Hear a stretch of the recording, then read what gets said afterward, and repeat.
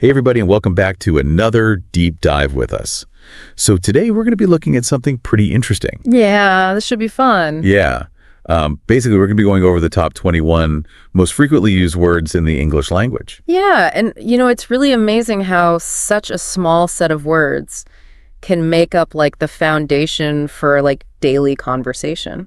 Yeah, absolutely. And, whether you're a beginner or, you consider yourself more advanced, understanding these words and how to use them effectively, is really going to help you sound more fluent, more natural. So joining me today to, help us unpack all of this and really give us some good insights is... Hi, everyone. So I'm really excited to jump into this with you. So I guess to start off, our source has broken down these 21 words into different categories. Right. So we've got verbs and we've got conversational words and we've got nouns and adjectives. So I figure, why don't we just go in order? Verbs, those are like the action words, right? The workhorses of the sentence. So let's start there. Yeah, definitely. All right. So the first one on the list is go. And, I think most people, when they think about go, they're thinking, it's about like physical movement. Right. Like I go to the store. Right. Exactly. But, it can also indicate like a change of state. Like the lights went out or even like a progression of time, like as the years go by.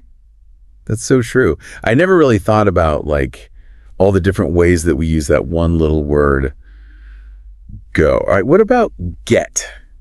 That one seems even more, multifaceted. Yeah, get is a very interesting one, because it often implies a process or a change of state that's sort of outside of your direct control. Oh, okay. So you think about phrases like get sick or get lost. It's like something is happening to you. It's not like you're directly making it happen. Right. It's like something's being done to you. Exactly. But then on the other hand, you have phrases like get rich or get ahead. Right. And those have a very different connotation. Yeah. Right. It's much more like intentional, almost aspirational. Yeah, it's like get reflects our relationship with change itself, whether it's something we're actively pursuing or something that's kind of being imposed upon us.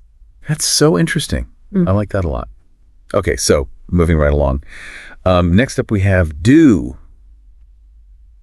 And this one always feels to me like the ultimate multitasker. Definitely. You can do so many things. Absolutely. It's amazing how often do just pops up in our sentences. From describing our jobs, like, what do you do? Right. To expressing obligations, I have to do my homework. It really is like the Swiss Army knife of verbs. Yeah, and it plays such a key role in questions too. Do you like pizza? Did you see that movie? Like it's just, it makes the question a question. Absolutely. Okay, so we've had go, we've had get, we've had do. What about have? Oh, have. That's another one that's surprisingly versatile. Yeah. I mean, obviously we use it for possession. I have a car. Right. But we also use it for experiences. I had a great time. And then, all those idioms too. Have a nice day. Have a good one. These are just ingrained into our everyday conversations. Yeah, and I think have really highlights how so much of language is really about more than just, the literal meaning. It's about, creating a feeling or, connecting with someone on a social level. Exactly. Okay, so let's tackle make. I feel like this is one I use constantly. Make dinner, make a decision, make a mistake. It's all about like creating something or causing something to happen. Yes. But then there's also this element of obligation sometimes, right? Yeah. Like I made him apologize. Exactly. Make implies that you're kind of bringing something into being. You're causing something to happen. And you're right about the obligation aspect too. It can be used to express, influence or even a sense of like responsibility for something. Well, like you're the driving force behind whatever is happening. Exactly. Okay. And last but not least on our list of verbs, we have take. Take. Now, this is an interesting one because take often involves a sense of action combined with possession or control. So, think about phrases like take a break, take a seat, take charge. Right. It's like you're asserting yourself in some way, whether you're taking something for yourself or taking control of a situation. Exactly. So, okay, we've got go get, do, have, make, and take. That is a lot of verbal power packed into 6 little words. It really is. It's amazing how much we can express with just the small set of verbs. Okay, so we've covered the verbs. Now let's move on to those little words that I like to think of as kind of like the glue that holds our conversations together. Those little conversational connectors? Right. So things like hi and bye and thanks and sorry. I mean, how deep can we really go with these? You might be surprised. Even these seemingly simple expressions play a really vital role in how we interact with each other. Okay. For example, hi and hello, they're not just greetings. They signal that you're open to communication and connection. Oh, so it's like setting the tone right from the start, like you're extending an invitation Yeah. to engage in a conversation. Exactly. Okay, and then on the flip side, we have bye. Right, which signals, closure. It marks the end of the conversation, and, it allows us to transition smoothly out of the interaction. Okay, that makes sense. So we've covered greeting and departing.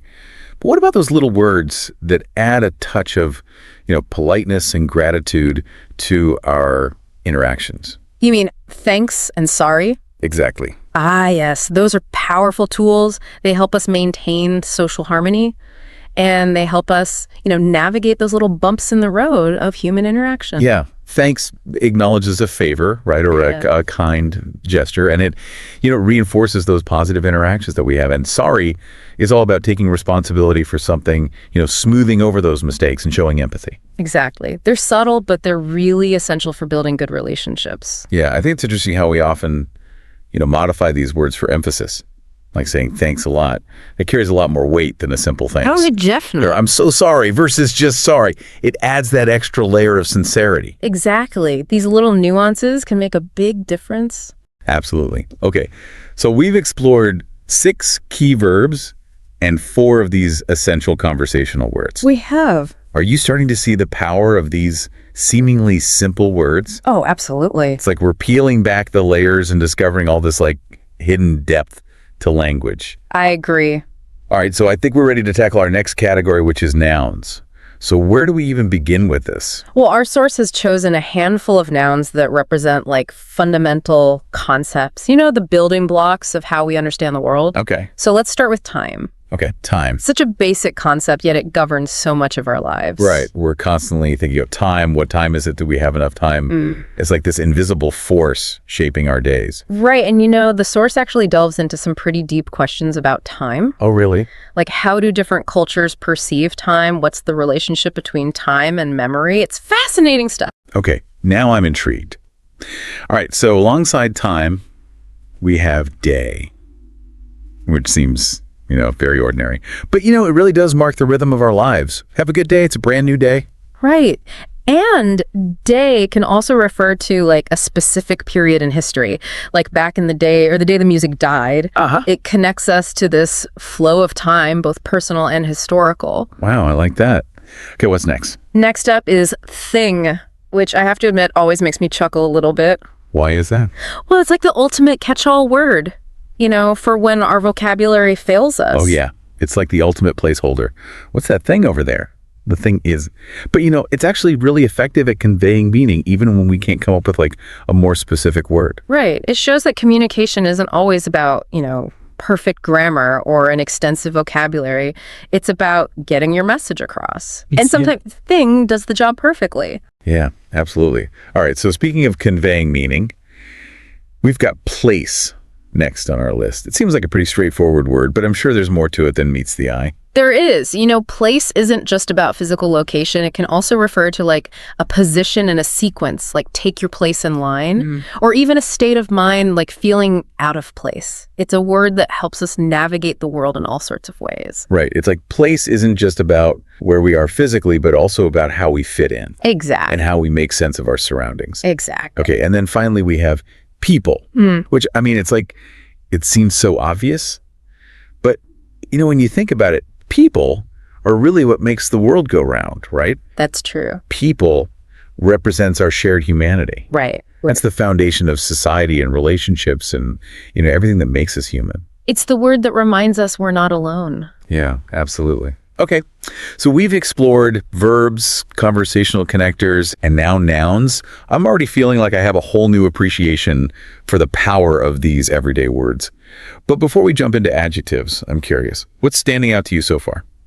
Honestly, I think what struck me the most is how much depth and nuance there is, even in the simplest words. We use them all the time, but we don't often stop and think about how they work. Yeah. It's like we're taking them for granted. Totally. But I think this deep dive is really helping us to, kind of slow down and appreciate the intricacies of these words that we usually just take for granted. Exactly. Yeah. All right. So adjectives, I think we're ready. Let's do it. You know, it's funny how we can go through like our whole lives using these words and never really stop to think about them. Right. It's true. But that's, I think, what makes this deep dive so interesting. Yeah. It's like we're forced to slow down and actually like appreciate these things that we usually just, take for granted. Yeah. So last we left off, we were about to delve into the world of adjectives. So are you ready to add some color to our conversation? Absolutely. Adjectives are what bring our language to life. Yeah, they do. They paint pictures in our minds, they evoke emotions, and they help us make sense of the world. I love that. So true. And they add, that extra layer of detail that just makes our communication so much richer. Okay, so why don't we start with good? I feel like that's like the most basic adjective in the English language. It really is. Good is our go-to word for expressing approval or satisfaction or, just like the absence of anything negative. Right. It's a wonderfully versatile word. It is. You can use it for pretty much anything. I've noticed that good is often used as kind of a conversational placeholder, especially when we're trying to be polite. Or avoid being too critical. Like, oh, that's a good point. Even if you don't really agree with what the person is saying. Right. It's like a way of maintaining harmony. Yeah. Smoothing over those potential disagreements or awkward moments. Right. Okay, so good is all about positivity and agreeableness. What about new? What kind of energy does new bring? New is all about excitement, possibility, a sense of change. It draws our attention to something fresh, something that stands out from the ordinary. Right. Think about like getting a new phone or starting a new job. Right. There's that element of curiosity and intrigue. There is. It makes you want to learn more to explore. And it can also be a really powerful marketing tool. Right. New and improved, the latest and greatest. Oh, yeah, for sure. It's like designed to pique our interest. Absolutely. New really taps into that human desire for novelty and fascination with progress. Yeah. But then on the other hand, new can also highlight a lack of experience. That's true. Like new to the job or a new driver. Right. It implies a learning curve. Definitely. So it's like a double-edged sword. Right. Right. It can be exhilarating, right, but it can also be intimidating. Depending on the context. Exactly. Okay, so we've covered good and new. Ready to wrap things up with happy. Let's do it.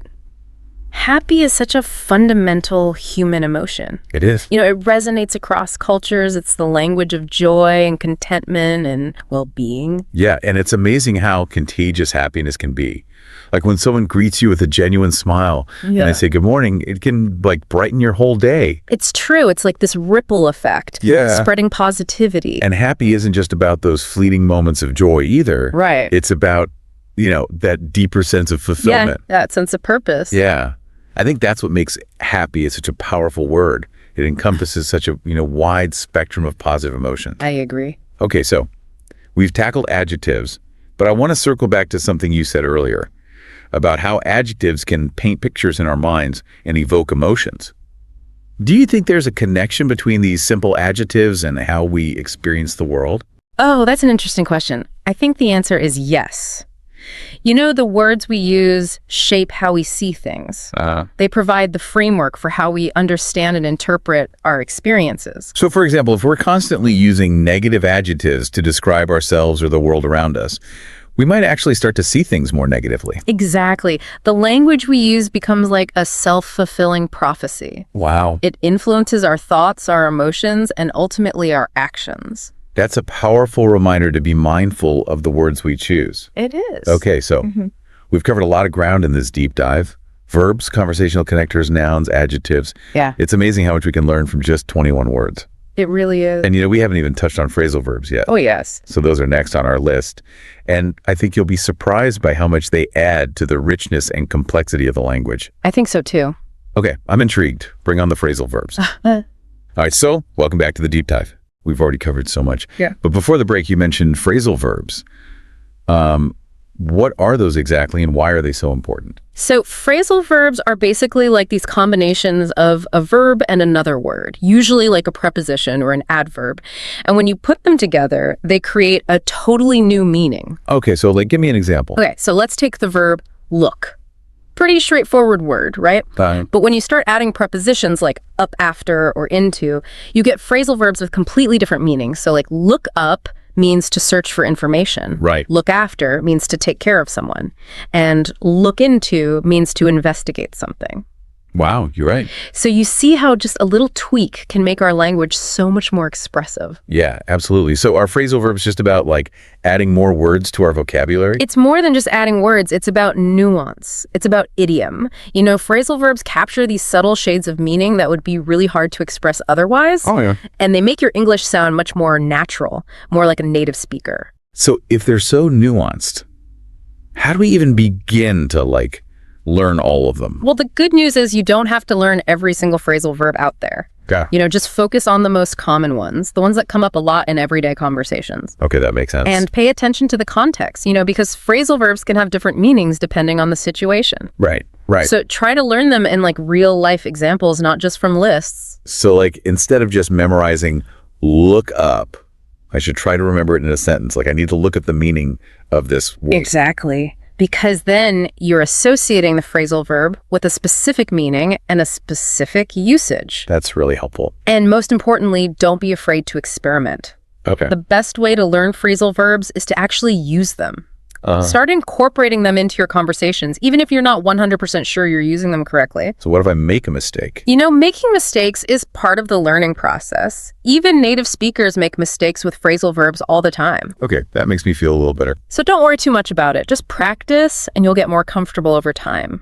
So we've covered a lot of ground today. We talked about verbs, conversational connectors, nouns, adjectives, and now phrasal verbs.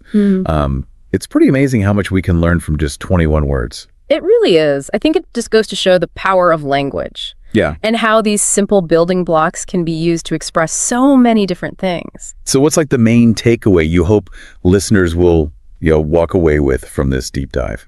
I think the most important thing to remember is that fluency isn't about memorizing a huge vocabulary or mastering all the grammar rules. It's about understanding the basic principles of how language works. Okay. And then using those principles to communicate effectively. So it's not about quantity, Right. It's about quality. Exactly. By focusing on these 21 words, you're not just learning vocabulary, you're gaining a deeper understanding of how English works. I love that. Yeah. So is there anything you'd like to challenge our listeners to do after this deep dive? I would challenge them to really pay attention to how these 21 words are being used all around them. Listen to conversations, read books and articles, and see if you can notice how these words are like the threads that hold everything together. I like that. It's like a treasure hunt. It is. And the more you find, the better you'll become at understanding and speaking the language. Exactly. Well, this has been such an eye-opening deep dive for me. I feel like I've learned so much. Me too. And I definitely have a new appreciation for these words that we use every day. So thank you so much for joining me on this journey. And thanks to all of you for listening. We'll see you next time for another deep dive. All right, so you're looking to really master English quickly and effectively. Right. So let's dive into this. Okay. The secret sauce revealed in your sources. Sure. It's mastering the 4 key language skills. Listening, speaking, reading, and writing. Okay. We'll unpack each of those skills. Yeah. Sprinkle in some practical tips. Right. Some relatable examples, and we'll basically create your roadmap to fluency. It's interesting because those 4 skills aren't just for English. Oh, really? Yeah, they're the foundation of any language. Interesting. You soak up language through listening, you communicate through speaking, you explore the world through reading, and express yourself through writing. Okay. So it's really the foundation of communication. Gotcha. So listening. Yeah. It's the base. It's the way we naturally absorb language, just like babies do. Right. Before they can even utter a word. Yeah. Immersing yourself is key. Yeah. But there's a bit more to it than that, right? Yeah. Exactly. Think about how parents instinctively talk to their kids. Oh, okay. Simpler words, they slow down. Right. They emphasize key sounds. Yeah. Well, that same principle applies to learning any language. Interesting. Peppa Pig. Peppa Pig. Yeah, with its clear pronunciation and simple storylines, Okay. is a surprisingly effective tool for tuning your ears to the rhythm and sounds of English. Okay, that's interesting. Yeah. I see how that simplified input can really help with picking up the basics. Right. But what about those of us who maybe aren't into cartoons? Yeah. How do we immerse ourselves effectively? Subtitles are your secret weapon. Ooh. Start with your favorite shows. Okay. Friends, Stranger Things, Yeah. anything that you enjoy. Gotcha. Watching with English subtitles lets you read and listen simultaneously, Right. reinforcing your comprehension. Okay. Then try watching the same scene without subtitles to test yourself. So it's like training wheels for your ears. Precisely. That makes a lot of sense. Yeah, and it ties into the idea of active listening. Oh, okay. which goes beyond just passively hearing the words. Okay. You're mimicking pronunciation, Right. paying attention to tone, Yeah. and truly engaging with the nuances of spoken English. Active listening. I like that. Yeah. It feels a lot more deliberate and purposeful than just having the TV on in the background. Right. Okay, so we've got listening down. Uh-huh. But Yeah. speaking, Yeah. that's often the trickiest part, right? Absolutely. It's easy to feel self-conscious about making mistakes. One technique that can help you overcome that fear and build confidence is shadowing. Shadowing. You listen to a sentence and you repeat it immediately, mimicking the speaker's tone and rhythm. Oh, okay. Want to try it? Yeah. Repeat after me. Okay. I'd like a cup of coffee, please. I'd like a cup of coffee, please. Hey, it's already making you think about your pronunciation more. It is. Yeah. I like that. And don't underestimate the power of everyday conversations, Oh. even if it's just talking to yourself. Interesting. Describe what you're doing as you go about your day. Right. I'm cooking dinner. I'm walking the dog. Yeah. Every little bit helps. So it's about finding those little opportunities to practice speaking, Precisely. even if it feels a bit silly at first. Exactly. And when it comes to speaking, Yeah. remember that learning sentence patterns Okay. is more effective than memorizing isolated words. Interesting. Let's revisit that coffee example. All right. Once you've got, I'd like a cup of coffee down, Mm-hmm. you can swap coffee for tea, Right. water, Uh-huh. a slice of cake. Yeah. Suddenly you've unlocked a flexible phrase for a variety of situations. Okay, that's a really helpful way to think about it. Yeah. Instead of memorizing a whole dictionary, Right. you're learning the building blocks of sentences Mm-hmm. and how to adapt them. Exactly. So we've covered listening and speaking. Yeah. What about reading? Reading is like a treasure trove for expanding your vocabulary, absorbing grammar naturally, and simply enjoying the learning process. But I imagine it can be a bit overwhelming. Ah. Where do you even start? It doesn't have to be intimidating. Yeah. Start with materials you genuinely enjoy. Yeah. Maybe news headlines, Yeah. a favorite blog, Yeah. even social media posts. Okay. The key is to find content that keeps you engaged Right. and coming back for more.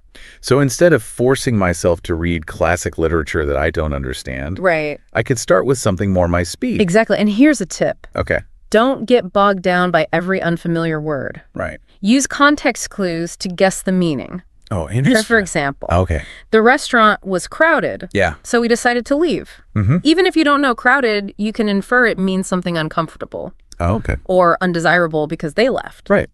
That's a great point.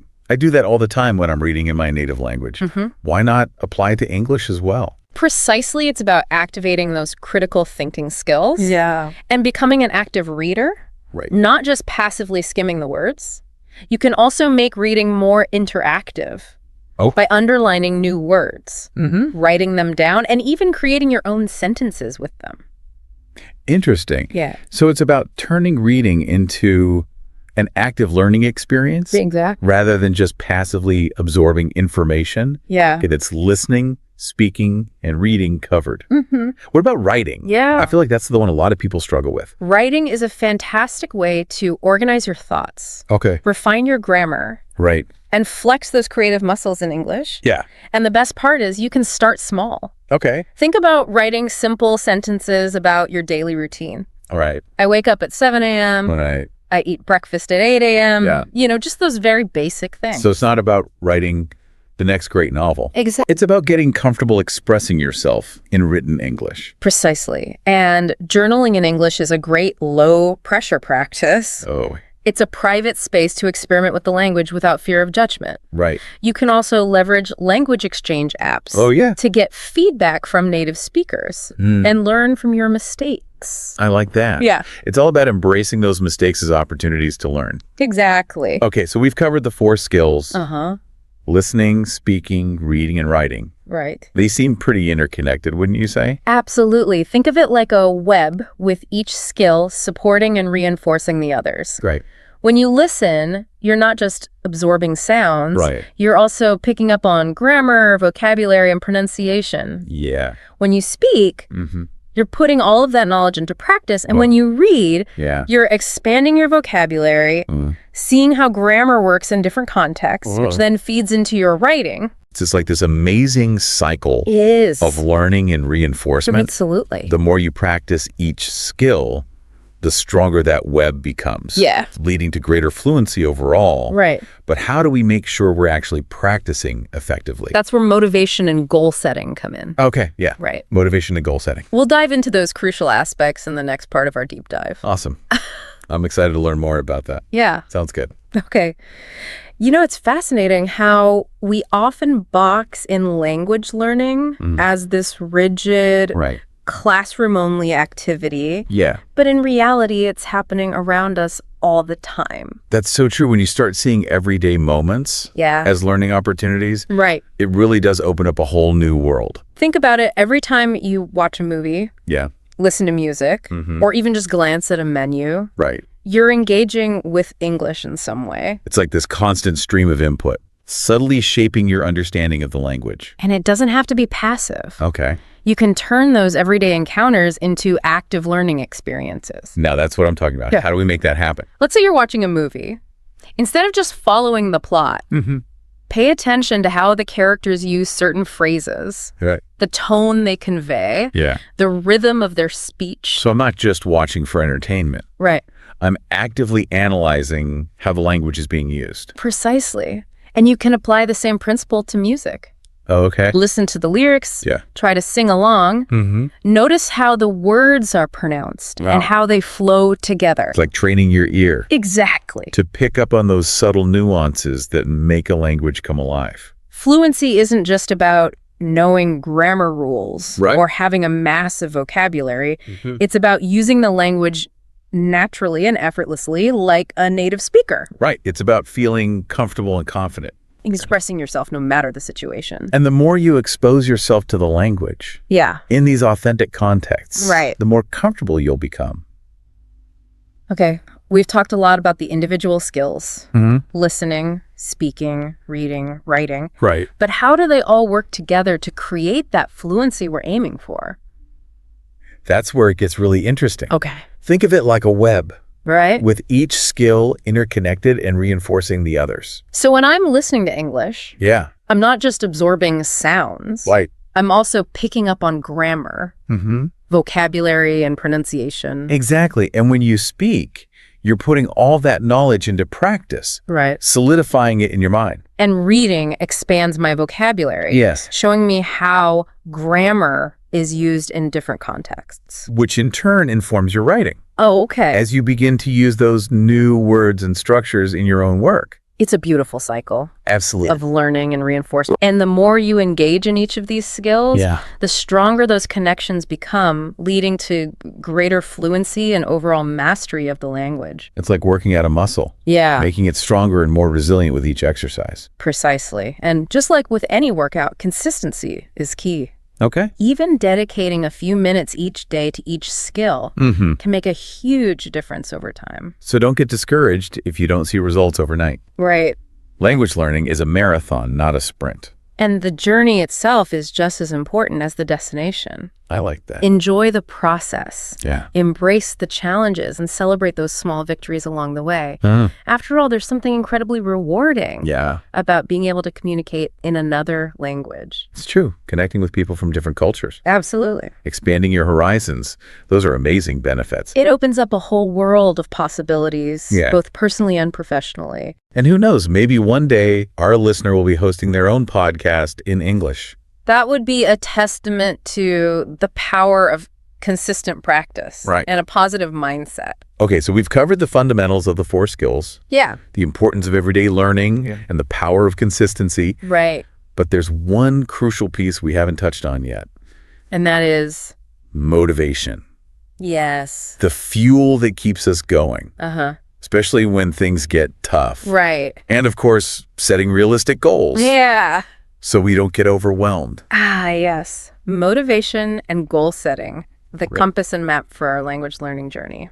I like that. We'll dive into those critical aspects after a quick break. Stay tuned. So we're back, ready to unpack the power of motivation Yeah. and goal setting in your English learning journey. Right. You know, we've all hit those walls Yeah. where the motivation takes a nosedive. For sure. How do we keep the fire burning? What's fascinating here is that motivation isn't this Okay. magical thing that appears. It's something you actively cultivate and nurture. Right. It all starts with connecting to your why. Your why. Yeah. Okay, so dig deep. Why are you learning English? Right. What doors will it open? Yeah. Is it to travel the world? Mm-hmm. Connect with new people? Mm-hmm. Boost your career? Yeah. Or simply enjoy those books and movies in their original form? Having a strong why is like your secret weapon. Oh, okay. When doubt or frustration creep in, Right. it's easy to get caught up in the daily grind of studying and lose sight of the bigger picture. So it's like having a North Star Exactly. guiding you even when the path gets a bit rocky. Yeah. Speaking of navigating that path, how about setting goals? Right. It's tempting to aim for fluency in a few months, Yeah. but isn't that setting yourself up for a crash landing? Absolutely. Setting smaller, achievable goals is key to maintaining momentum and celebrating those wins along the way. Yeah. Instead of, I want to be fluent in 6 months, Okay. break it down. Maybe it's, I want to comfortably chat about my hobbies, or I want to read a short story without a dictionary. Right. So those smaller victories fuel the motivation to keep going. Exactly. And it makes the whole process less intimidating. For sure. But even with smaller goals, we need to be honest about our time. Exactly. How much time can you realistically dedicate to learning each week? Right. Be specific. Create a schedule that works for you and stick to it. Okay. Consistency trumps intensity when it comes to language learning. So 30 minutes a day is better than cramming for 3 hours once a week. Exactly. It's like those little deposits in a savings account. Right. They add up over time. That's a great analogy. Thanks. It's fascinating how much progress you can make with consistent effort, even if it's just a little bit each day. Right. And don't forget to celebrate those milestones. Oh, okay. Acknowledge your progress. Reward yourself. Yeah. Let those successes fuel your motivation. It's like giving yourself a little pat on the back and saying, hey, I'm doing this. Exactly. I'm moving forward. Okay. And at the end of the day, it's important to remember that the journey of learning English is just as important as the destination. Right. Have fun with it. Couldn't agree more. So there you have it. Okay. We've explored the 4 essential skills, the power of finding those everyday learning opportunities, and the vital roles of motivation and goal setting. Yeah. You've now got the tools, Okay. the insights and inspiration to unlock your full language potential. Awesome. It's time to define your why, set those realistic goals, and get to work. So to wrap things up, for anyone listening who wants to master English quickly and effectively, remember it all comes down to mastering those 4 key skills. Right. Listening, speaking, reading, and writing. Yeah. And as we've learned today, the best way to tackle these skills is to find a method that works for you. Stay motivated by connecting to your personal why. And don't forget to celebrate those small wins along the way. Yeah, and remember, consistency is key. Right. Keep practicing, keep learning, Absolutely. and most importantly, have fun with it. Thanks for joining us on this deep dive into the world of English language learning. It was my pleasure. We'll catch you next time. Sounds good. Welcome back for another deep dive. Today we're going to be tackling something you use every day, probably without even thinking about it too much. Oh, yeah. Like what? Numbers and time. Okay, interesting. And how are we diving into that? Well, our roadmap for this deep dive is a 100-minute lesson plan. 100 minutes. That's pretty intense. Well, don't worry. We're giving you the express tour. Okay, that makes me feel better. I mean, you might be thinking, I already know numbers. I know how to tell time. But, think about it this way. This deep dive is about the structure of how we learn these concepts. Ooh, okay. I like that. Like whether you're teaching these concepts to somebody else, or maybe you're learning a new language, or maybe you're just fascinated by those everyday things that we kind of take for granted. Yeah, it's funny how the most basic things can actually be pretty complex when you really look at them. Exactly. Yeah. So what I found really interesting about this lesson plan that we're looking at is how systematic it is. Oh, interesting. Like it starts with the most basic building blocks and then methodically adds complexity as it goes. So it shows how our brains build up to a really sophisticated understanding, but from a simple starting point. Yeah, exactly. It's pretty cool. And it jumps right in with numbers. Okay, so 1, 2, 3. Well, it actually starts with counting 1 to 20 first. Okay, that does seem pretty basic. Yeah. But does it really? I mean, I remember when I was a kid, getting the number order right was a big deal. Why does 7 come after 6? It's funny because when you think about it, that decimal system that we use every day it really relies on understanding those first 10 digits, right? And then you build from there. And even across languages, a lot of languages have similar structures for those early numbers. Oh, that's interesting. So it's kind of a common starting point for communication no matter where you are in the world. So it's sort of like a universal language in a way. In a way, yeah. Like a Rosetta Stone for numbers. I like that. But then English gets tricky, right? Like 13 versus 30. Ugh, don't even get me started. I still mix those up sometimes. I know. It's like, why does English have to be so complicated sometimes? Well, and the lesson plan actually highlights those pronunciation pitfalls early on. Ooh, that's sorry. Like right from the beginning. It's like, okay, watch out for these. So after you get 1 to 20 down, then it moves on to like, how do you build bigger numbers? Like all the way up to 99. And that's where understanding place value becomes like really, really important. For Place value. Right? Yeah, like 21, 32, 45. It's all about seeing the pattern, how the tens and the ones like work together. Oh, okay. So it's like you're cracking a code. Exactly. It's like a number code. So we've cracked the code up to 99. We're on a roll. But what about those giant numbers? Like, does it cover those too? It does. So this lesson plan goes all the way up to 10,000. Whoa. Yeah. And it really emphasizes that logic of thousands, hundreds, tens, and ones. Okay, so it's still building on that same foundation, even when you get to those really big numbers. Exactly. It's all connected. And it even touches on Roman numerals, which I think is really fascinating. Roman numerals, like IVX. Yeah, because it shows how differently like ancient civilizations approached numbers. Oh, that's cool. It's like a totally different way of thinking about it. Right. It's like a whole other number system. Yeah. But let's get real for a second. Yep. How does this lesson plan actually help someone like use numbers in everyday life? That's a good question. Like, it's great to know the theory, but how do you actually put it into practice? Well, that's where it gets really practical. The lesson plan includes things like phone numbers, asking someone's age, talking about money. Oh, okay. So like real world scenarios. Exactly. Using phrases you'd actually encounter in daily conversations. So it's kind of like a cheat sheet for real life conversations. Exactly. And there's even a suggestion for a game of number bingo. Bingo, like with numbers instead of letters. Yeah. I mean, I love bingo, but do you think it actually helps with numbers, or is it just like a fun activity? Oh, I think games are fantastic for learning, especially for kids. Oh, yeah. Bingo can really help reinforce number recognition, the order of numbers. And it's fun, so that's a bonus. Exactly.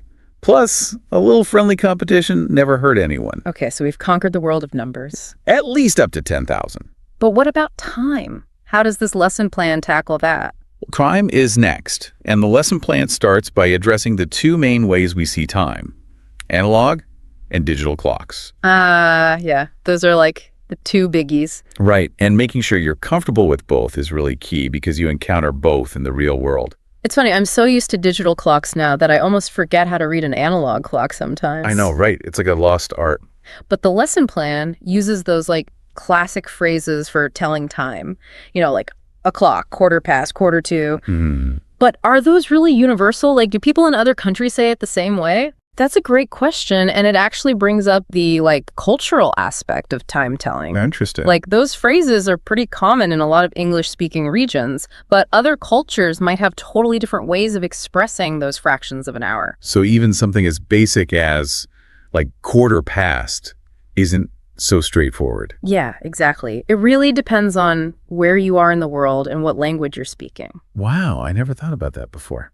So this lesson plan is making me realize there's a lot more to numbers and time than I initially thought. It's like peeling back the layers of an onion.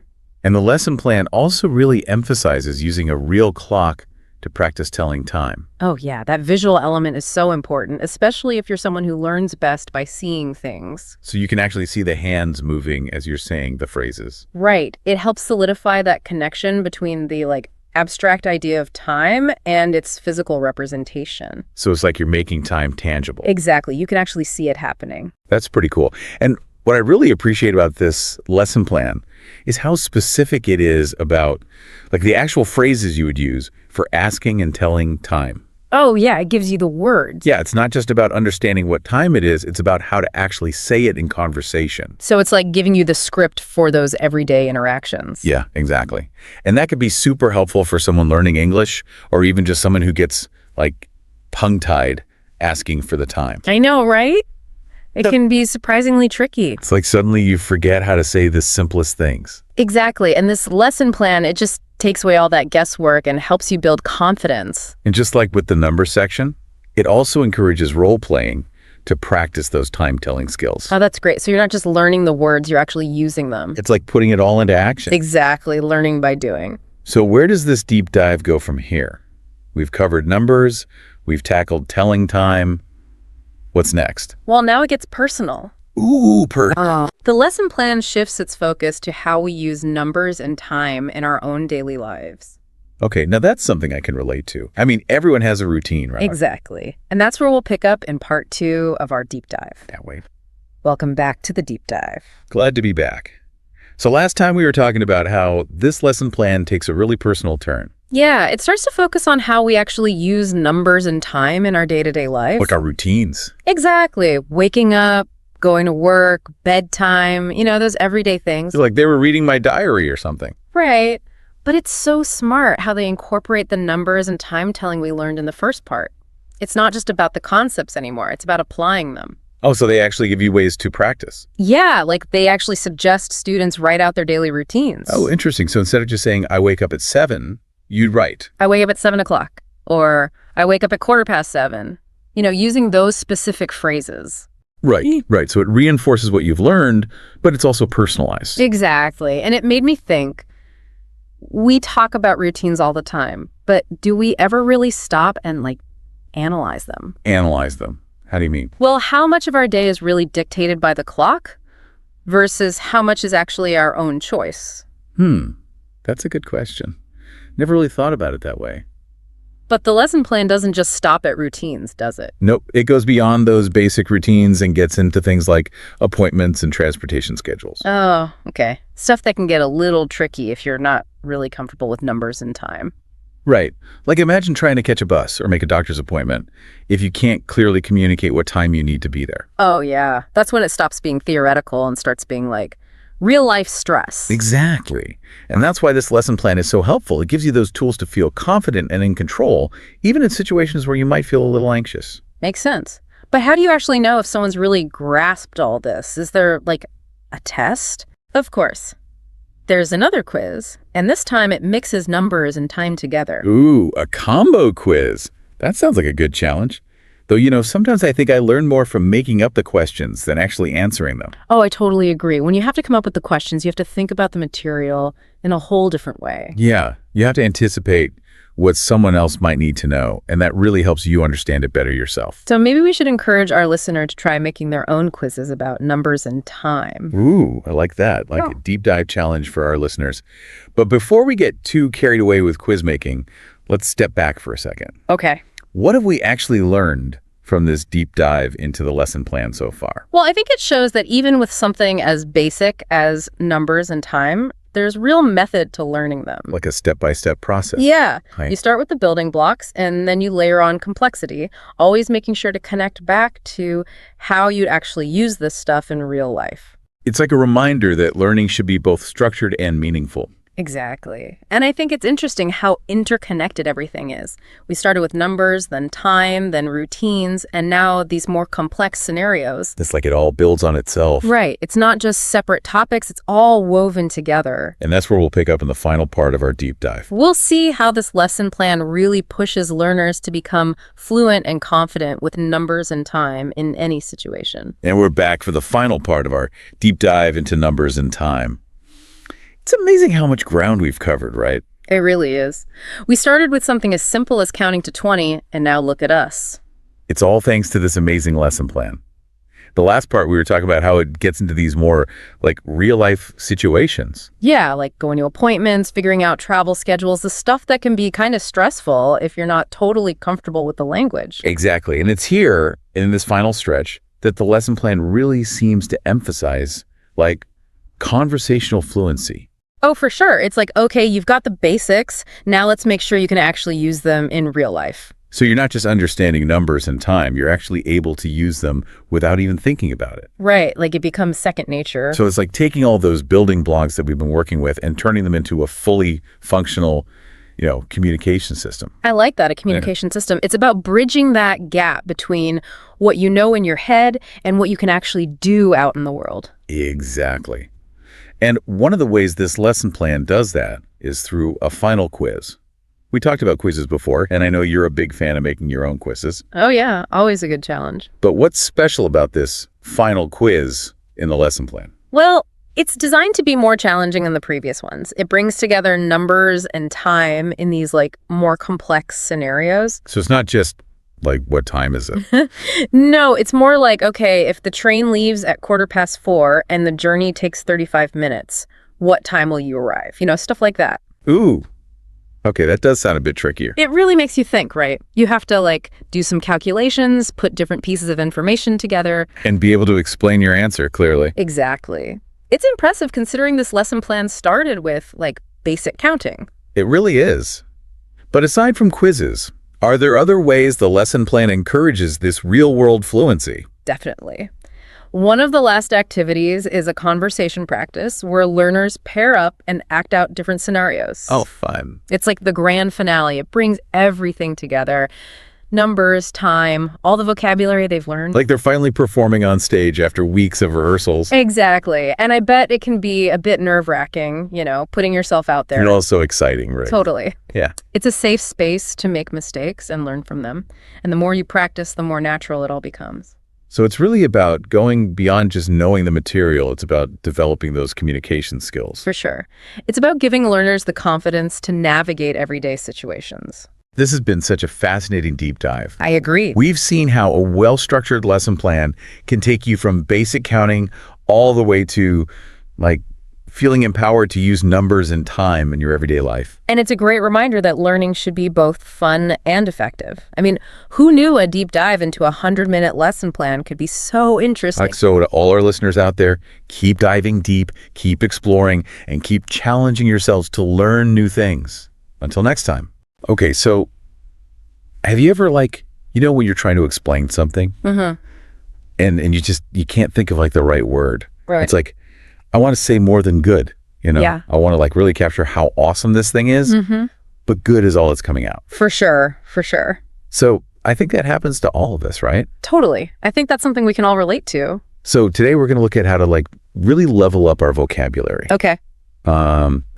And we're going to be using this lesson that was designed to help people learning English. Cool. But this is for anyone who wants to sound more interesting or who wants to write in a more compelling way. Yeah. So I think we can all benefit from this. Definitely. I mean, who wouldn't want to expand their vocabulary and express themselves more effectively, right? Exactly. So it's not about becoming a walking thesaurus or anything like that. No, not at all. It's more about finding those perfect words to really elevate our communication. Exactly. It's about moving beyond just those basic labels and really getting to the heart of what makes something special or interesting or, even controversial.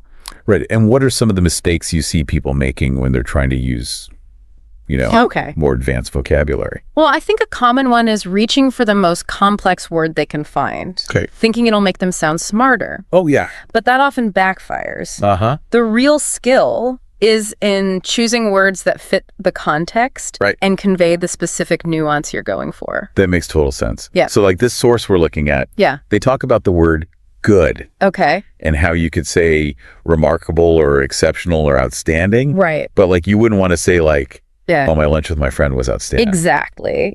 Outstanding implies something that really stands out from the crowd. Yeah. While remarkable might be a better fit for something that's, simply worth noting. Okay, so it's about choosing the right word for the situation. Precisely. It's like having a toolbox full of different tools and knowing which one to use for each specific task. Yeah, so it's more than just grabbing the biggest word. Exactly. It's about being thoughtful about it. Exactly. Thoughtfulness and precision. Yeah. Those are key. So this lesson also has some exercises to help us internalize these new words. Yes, it does. It offers several practical ways to really practice and integrate these words into your everyday language. What are some of those? Well, there's the classic fill in the blanks. Okay. Where you replace basic words with more interesting alternatives. Gotcha. So instead of saying he had a good idea, you could say he had a brilliant idea. Okay. And that just makes it exactly more vivid. Yes, exactly. Brilliant conveys a sense of ingenuity and originality that good just doesn't capture. Right. So you're not just like finding a longer word. Right. You're actually finding a more Yeah, fitting word. exactly. And that's really cool. Yeah. And it also has you rewrite sentences to use those new words. Yes, that's another great exercise. It challenges you to think about how these words function in different contexts. And I thought it was really cool they included this short story Uh-huh. that was written first with like basic words. Right. And then with more advanced vocabulary. Yeah. And it's really interesting to see the difference. It really highlights the impact of word choice, doesn't it? Yeah, it does. So this first sentence says, "The old house stood on a hill overlooking the town. It was a beautiful day and the sun was shining brightly." Okay. But then when they jazz it up with better words, they say, "The ancient manor perched atop the hill, casting a watchful gaze over the bustling town below. The day shimmered with an ethereal beauty, the sun's rays painting the landscape in hues of gold." Wow. That's quite a transformation. It is, right. The second version is so much more evocative and immersive. Yeah, and I just love how they did that. It's amazing what a few well-chosen words can do. Yeah, like ancient manor Yeah. is so much better than old house. Absolutely. It conjures up images of history and grandeur. Yeah, and you can just like picture it. Exactly. You can practically feel the weight of the centuries in that phrase. Yeah, and then it says, "The day shimmered with an ethereal beauty," instead of just beautiful day. Yes. It's like the words themselves are painting a picture. Right, and that's what I'm always trying to do. Of course. But I'm like, how do I do that? Right. So this is really cool. It's a great example of how vocabulary can elevate your writing. So this is cool for writing, but like, what about just like talking or like sending an email or something? That's where context comes in. Okay. You know, you wouldn't use the same language in a professional email as you would in a casual conversation with friends. So we don't want to like sound like Shakespeare all the time. Exactly. Yeah. It's about being aware of your audience and the situation. So we've seen that choosing the right word can make a big impact. Mhm. But how do we actually like learn all these new words? Well, luckily, this lesson provides some fantastic tips for expanding your vocabulary, and I think they'll be really helpful for our listeners. Yeah, let's hear them. Okay, let's dive in. So the first tip is to read a lot. Okay. But they say don't just read. Like when you see a word you don't know, Yeah. write it down or highlight it. Okay, yeah, because I feel like I read stuff all the time. Right. And I'm like, oh, that's an interesting word. Yeah. But then I just keep reading. Exactly, and it just goes in one ear and out the other. Totally. But when you actually take the time to write it down or highlight it, Yeah, you're forced to really think about it. right. And then maybe even look it up. Exactly. And that makes a big difference in terms of actually remembering the word. It's like taking notes in class. Yeah, it's like active learning versus passive learning. So what's the next tip? Okay, so this one's interesting. They say to use a synonym finder, Okay. but not just for single words, Uh-huh. but for whole phrases. What do you mean? So let's say you're writing and you say, "I had a really good time at the party." Okay. Instead of just looking up a synonym for good, you could plug that whole phrase into a synonym finder, Right. and you might find something like, "I had a blast at the party," Ooh, that's good. or "The party was an absolute delight." It just sounds more. Exactly. It adds more flavor and personality to your writing. So it's like you're not just swapping out one word. Right. You're finding like a better way to say the whole thing. Exactly. And it can really help you break out of those writing ruts we all fall into. Okay, that's really cool. Yeah. And then they say to actually use the new words. Yes. Practice is key. Okay, but Yeah. I feel like if I try to use a word I just learned, it'll sound weird. Well, it might feel a little awkward at first, Yeah. but the more you use it, Uh-huh. the more natural it will become.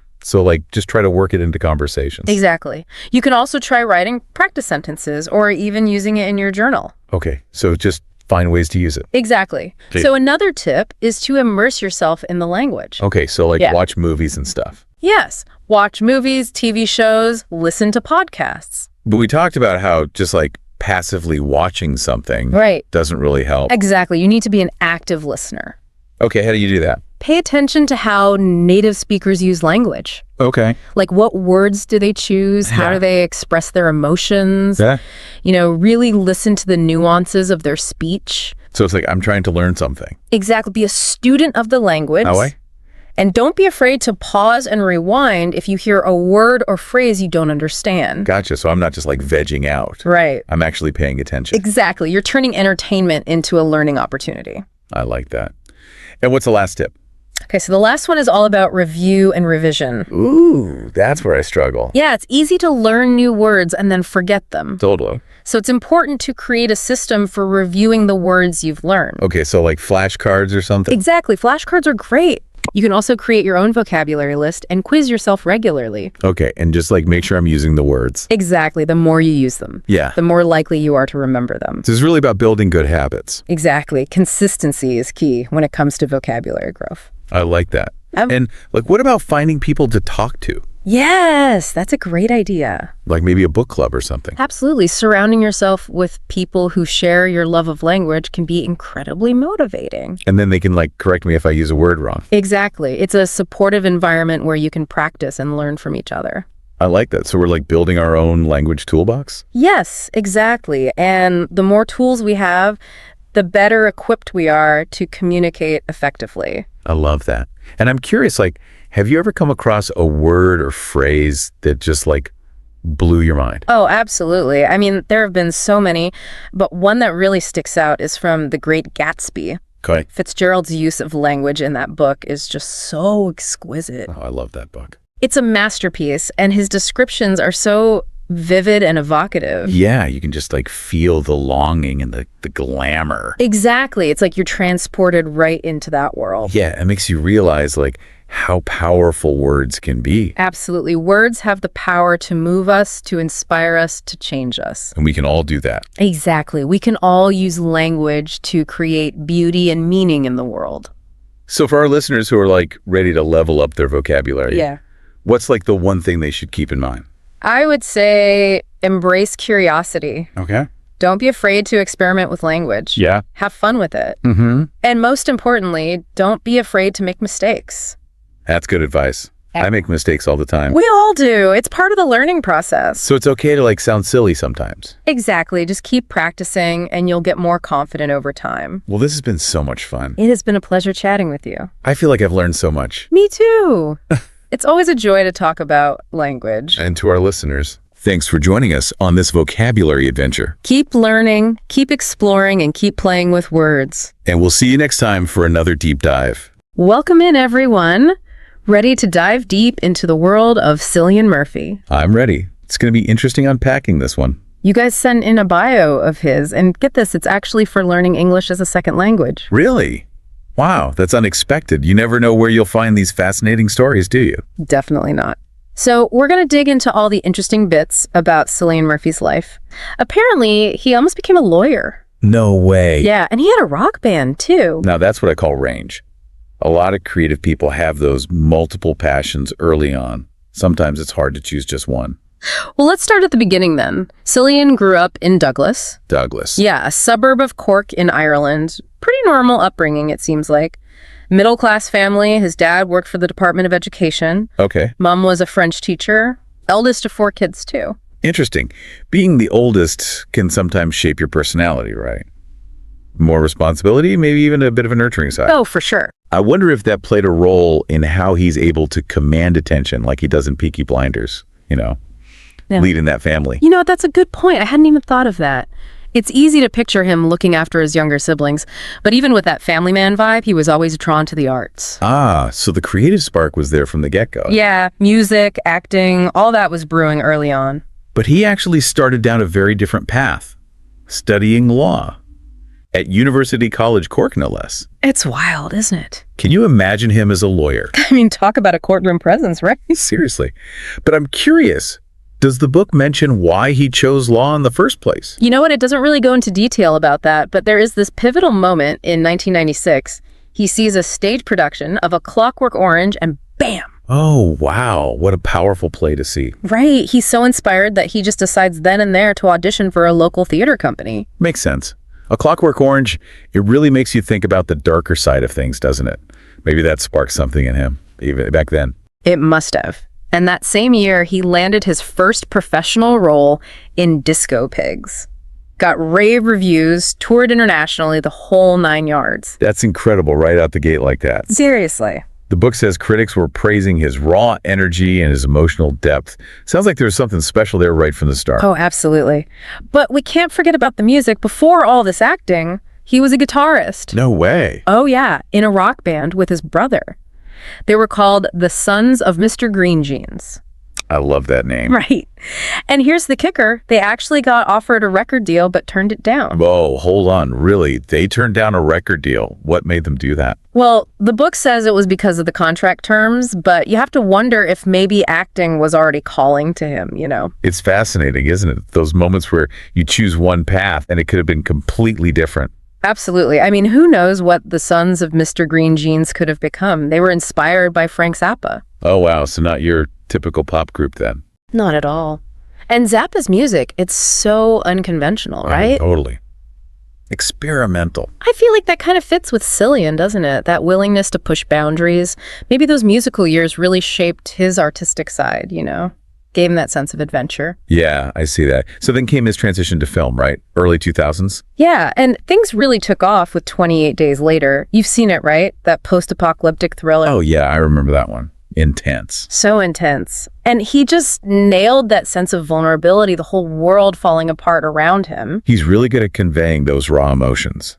I think 28 Days Later was a great showcase for his physicality as an actor, too. Totally. Like the way he moved, how he showed fear and exhaustion, it felt so real. It's like acting isn't just about the words, it's about becoming that character fully, mind and body. Exactly. It's all connected. Then just a few years later, he gets nominated for a Golden Globe. Yeah, for Breakfast on Pluto. He played a transgender woman in that one.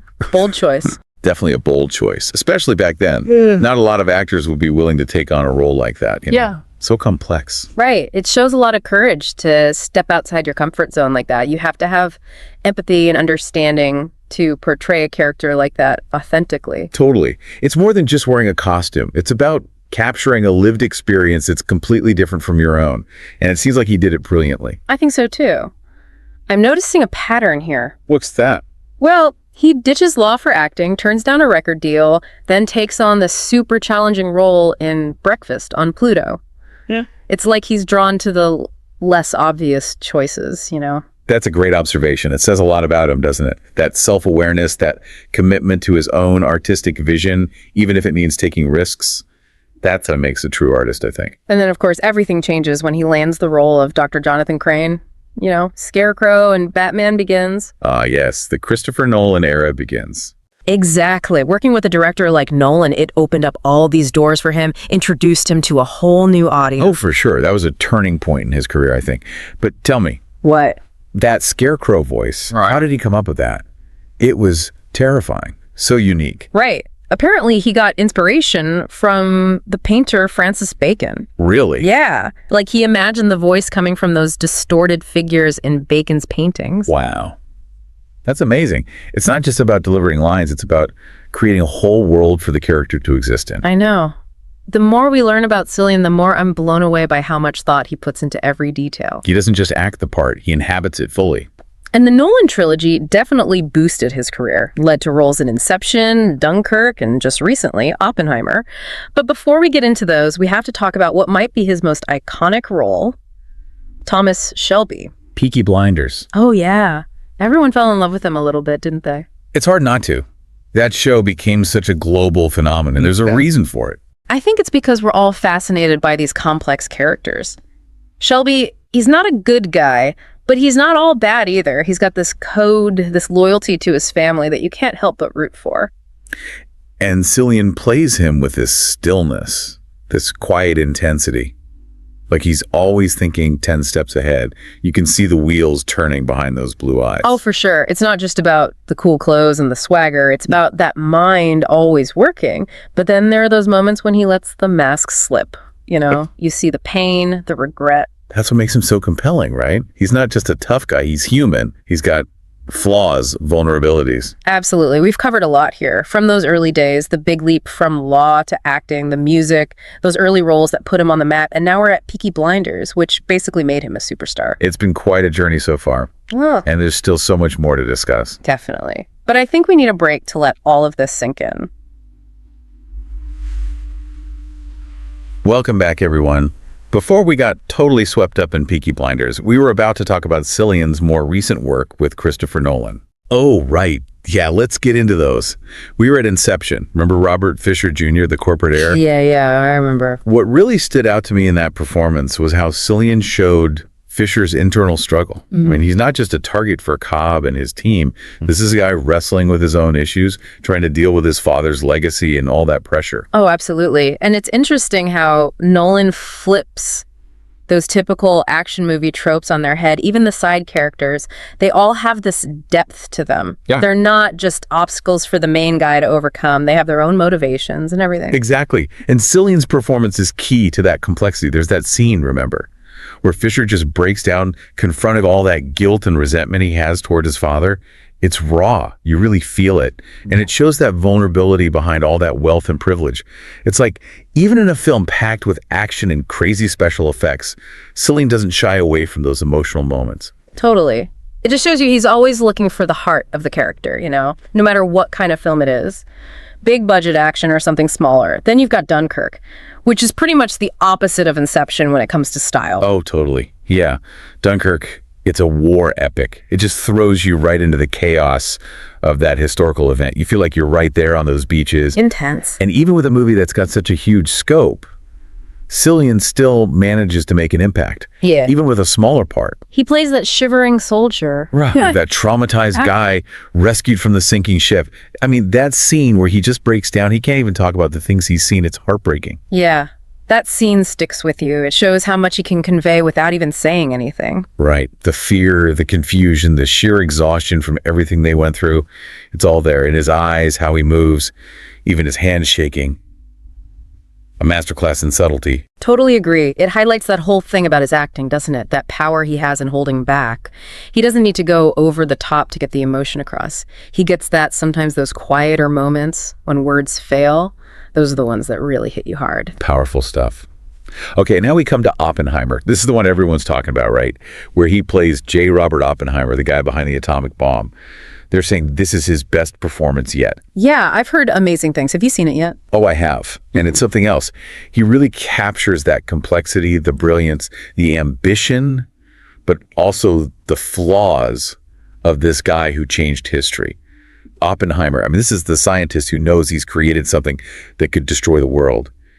And Cillian, he embodies that internal struggle so well. Like, you feel the weight of that knowledge on him. I've heard people say his performance is both intellectual and super emotional at the same time. It is. It's like he's letting you inside the mind of this genius, showing you what that burden of knowledge feels like, the ethical dilemmas that come with these huge scientific breakthroughs. Heady stuff. There's this one scene when Oppenheimer witnesses the first atomic bomb test.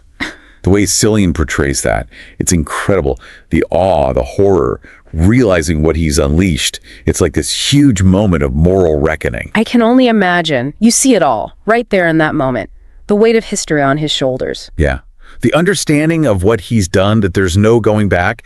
Cillian makes you feel every bit of that. It's what elevates this film beyond a regular biography, There's a bigger statement on ambition, morality, and how we deal with the consequences of scientific progress. And Cillian is right at the heart of that. Makes you think, doesn't it? And it's interesting how his career has come full circle in a way. He starts out exploring these darker aspects of humanity with plays like A Clockwork Orange and Disco Pigs.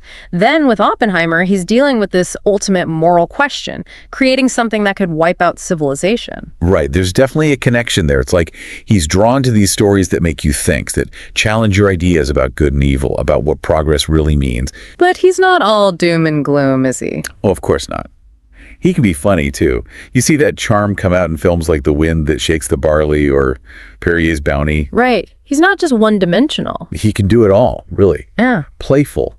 Even a bit goofy sometimes when the role calls for it. Yeah. But I think it's that intensity he has that makes him so unique. Yeah, it's like there's always something simmering beneath the surface. You want to know more. And that brings us to something we touched on before, his privacy. This is a guy who's a global star, but he's managed to keep his personal life under wraps. It's pretty remarkable, especially these days with social media and everyone knowing everything. He doesn't do a lot of press, avoids the red carpets. You rarely see him giving interviews. Maybe that's part of what lets him go so deep into his characters, protecting that inner space, having that stillness. It's an interesting thought. Like, he's created a safe space for himself where he can tap into that vulnerability and empathy, all those things that make a great actor. He's not getting caught up in the hype. He's focused on the work. And he's serious about his work. Yeah. Everyone says he's known for how much he prepares, how deeply he immerses himself in a role. I read somewhere that he sees acting as a form of research, like a way to explore all these different aspects of being human. That's so cool. It makes sense, though, doesn't it? Yeah. You have to be curious about people, want to understand what makes them tick, the contradictions, all of it. And you see that in his performances. Yeah. That curiosity and empathy shine through. So we've talked about his early life, how he got into acting, the music, his breakout roles, Christopher Nolan, the massive success of Peaky Blinders, and how he values his privacy. We've touched on his acting style, how dedicated he is, and how he can play such a wide range of characters so convincingly. It's amazing, really. Yeah. He consistently goes for those challenging roles, often the ones that delve into the darker side of things. But he always brings that humanity to it, those moments of vulnerability and even humor. And as we head into the final part of our deep dive, we'll look at what kind of legacy he's building, the mark he's leaving on acting, and what we can learn from his journey. All right, we're back. It's time for the final part of our Cillian Murphy deep dive. We've gone through his whole story, from those unexpected beginnings to all those roles that have made him so well known. It's been quite a ride, hasn't it? It really has. But now I want to talk about the impact he's had, the legacy he's building. What do you think? When you look back at his whole career, it's clear this isn't someone who's just chasing fame. He's built up a body of work that shows real dedication to acting, You're right. choosing roles that push him, that make him explore all sorts of emotions and characters. And he never shies away from the tough stuff, does he? Those flawed characters, the ones who aren't always likable, even a little unsettling sometimes, he finds that humanity in them. Yeah, there's always that glimmer of something real, even in the darkness. Whether it's a hard-edged gangster like Shelby or a tortured genius like Oppenheimer, he brings this depth and complexity to every role.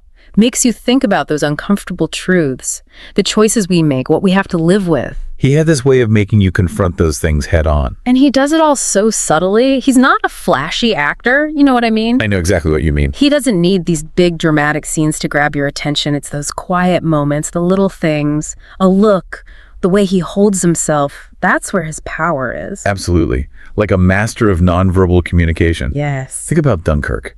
He hardly says a word in that film. Barely a peep. But his performance as that shivering soldier, it's unforgettable. Yeah. One of the most emotional parts of the whole movie. It's like he gets that sometimes those unspoken emotions, the things you can't put into words, those are the ones that hit you the hardest, and he lets the audience feel that.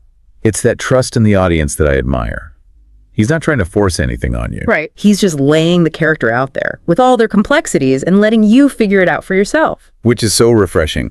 In a world where everything feels so instant and in your face, Cillian's work asks something more from you as a viewer. It wants you to engage, to think, to really feel it. It's a challenge in the best way possible. It really is. Yeah. He's not just entertaining you, he's making you think about different viewpoints, those tough questions about ourselves and the world around us. Exactly. So, when it comes to legacy, how do you think he'll be remembered? That's a good question. I think he'll be remembered as an actor who always pushed the limits, wasn't afraid to take those risks, and someone who brought this real humanity to his roles, no matter how tough they were. Right. Those dark roles, the difficult ones, he never shied away from them. And he's shown other actors that you don't have to play that Hollywood game to be successful. Right. You can have a private life, protect yourself, and still give these amazing performances that stay with people. Real artistry. It's not about being famous, is it? It's about dedicating yourself to your craft, challenging yourself constantly, and wanting to create work that actually means something. Work that lasts. That's what Cillian Murphy is all about, I think. And in the end, that's what his legacy will be, won't it? I think so. He'll be remembered as someone who made us feel, made us think, someone who challenged what we thought we knew, and someone who reminded us of how powerful stories can be. He's really left his mark on film and TV. And not just because of the roles he's played, but how he's gone about his whole career. You can be critically acclaimed and successful without losing yourself in the process. Absolutely. It's inspiring, really. It is. And on that note, I think it's time to wrap up our Cillian Murphy deep dive. Thanks for joining us. It's been a fascinating journey exploring the life and career of this truly remarkable actor. Hey everybody, welcome to another deep dive. Today we're going to be exploring American versus British English, Ooh, focusing on greetings and introductions. fun. And we'll be looking at this really interesting 20-minute script that is actually designed for accent practice. Okay. We're going to be doing a deep dive into it to look at those subtle signals, those greetings, Yeah. introductions, the subtle signals they send, and how those shape first impressions and communication styles. Exactly. And it's amazing how much we can reveal about ourselves just through those initial greetings. Yeah. It's almost like a handshake. Yeah, like a linguistic handshake. Yeah, you set the tone for the whole interaction. Exactly. So let's jump right in with the basics. Okay. This script lays out classic greetings like the American "Hi, how are you?" and the British "Hello, how do you do?" Yes. And right away, you see that contrast between American casualness and that British formality. Yeah. But I'm curious to get your take on it. Is it just formality, or is there something deeper at play here? Well, the British emphasis on formality, I think, has deep historical roots. Okay.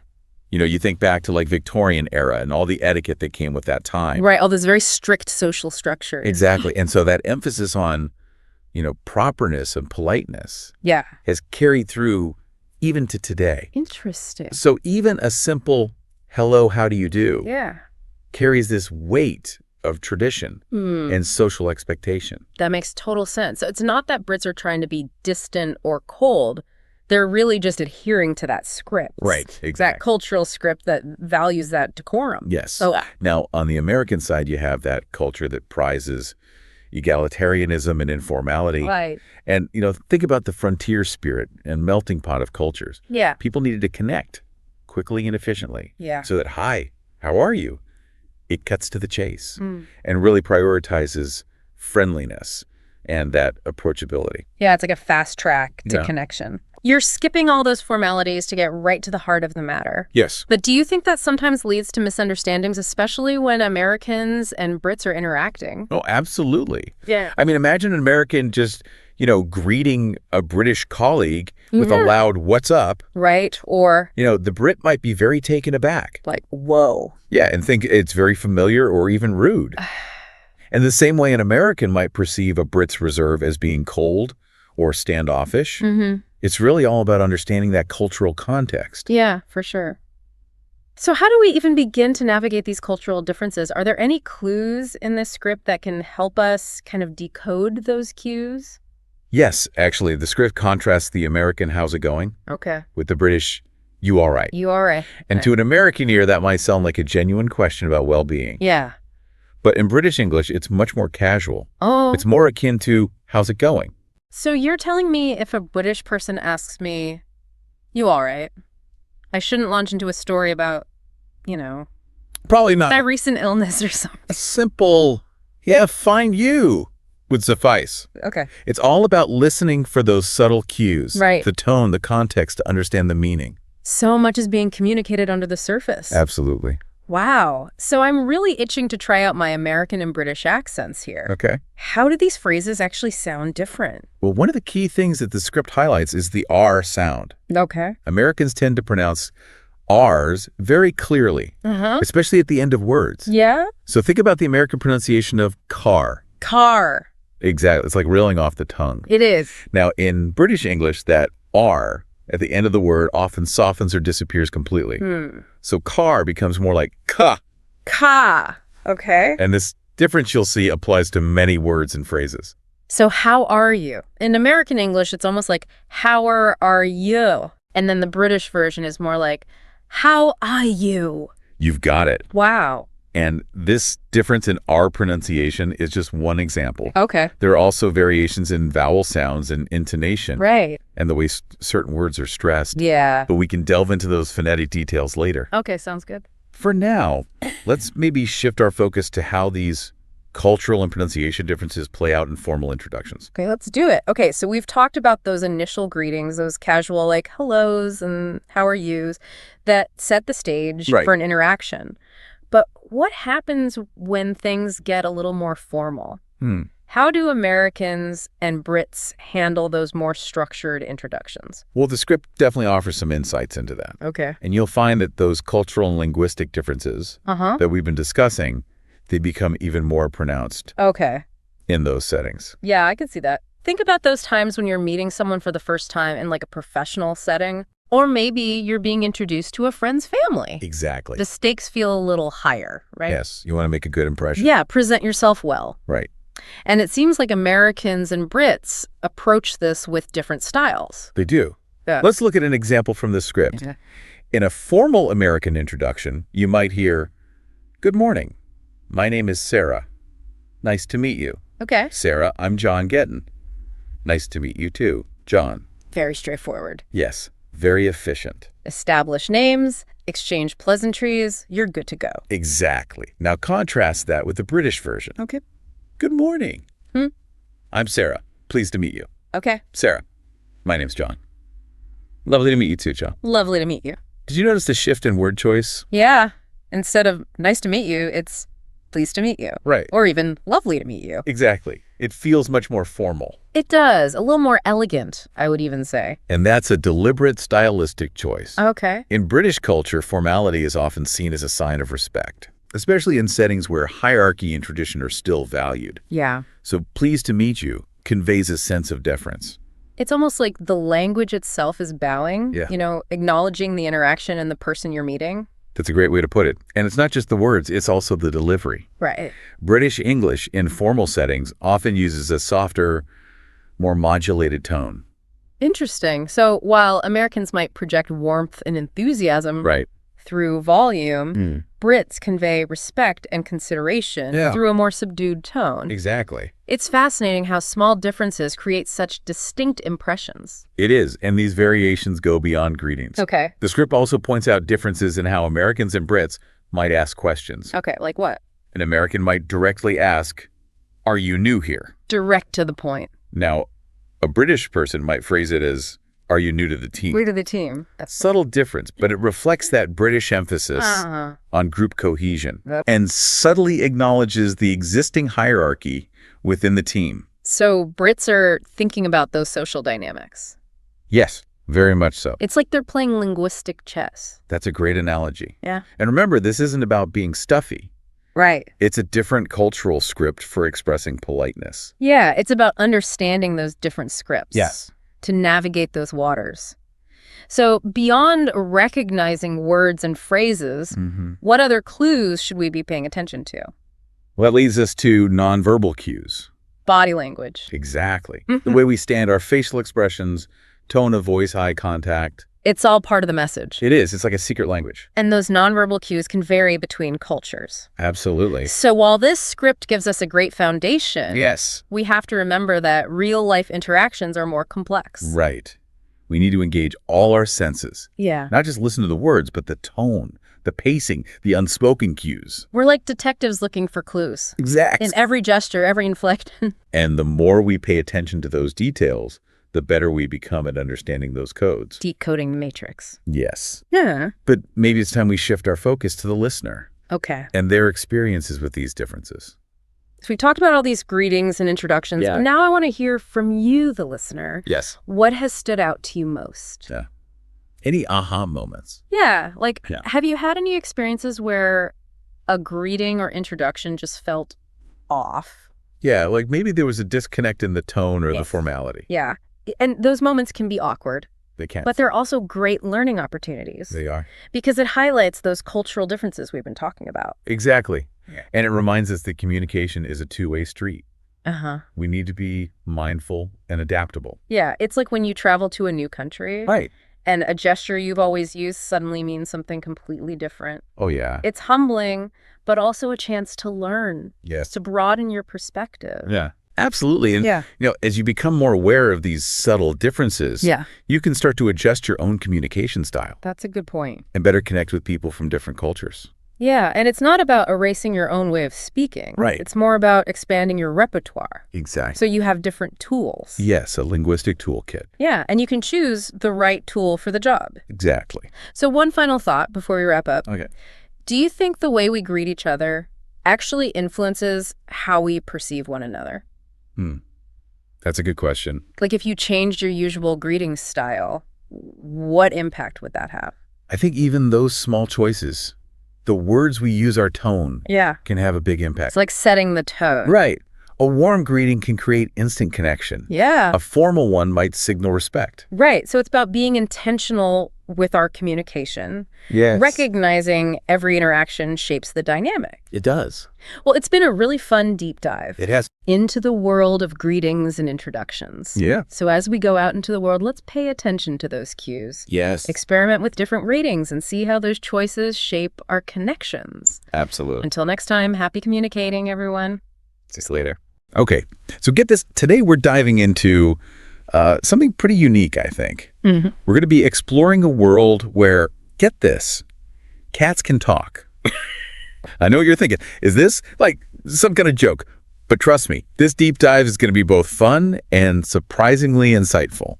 We're looking at a video script that's designed to teach English using this scenario. It might seem a little, out there, but using a playful concept like talking cats can be a really clever way to make learning a language more engaging. Exactly. And that's what caught my eye.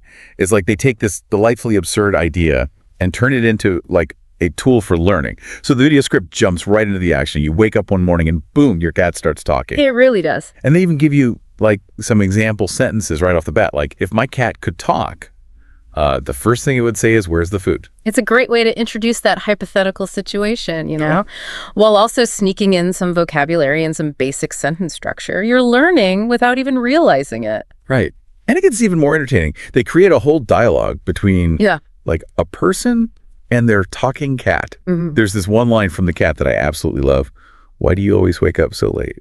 Okay, I have to admit, that's pretty funny. It plays on that common stereotype of, cats judging their owners. Yeah. Especially when it comes to their sleep schedules. Oh, totally. That whole aloof and superior attitude. I guess. It's a classic example of anthropomorphism, giving human qualities to animals, which is a technique that's often used in storytelling and comedy to make us laugh or connect with characters. Yeah. But think about it, recognizing anthropomorphism in media, it can really help us understand how creators try to influence our emotions and even, our opinions. That's such a good point. It makes you think about all those cute animal videos we see online and how they might be, playing on our emotions a little bit to get more views. But back to the video script.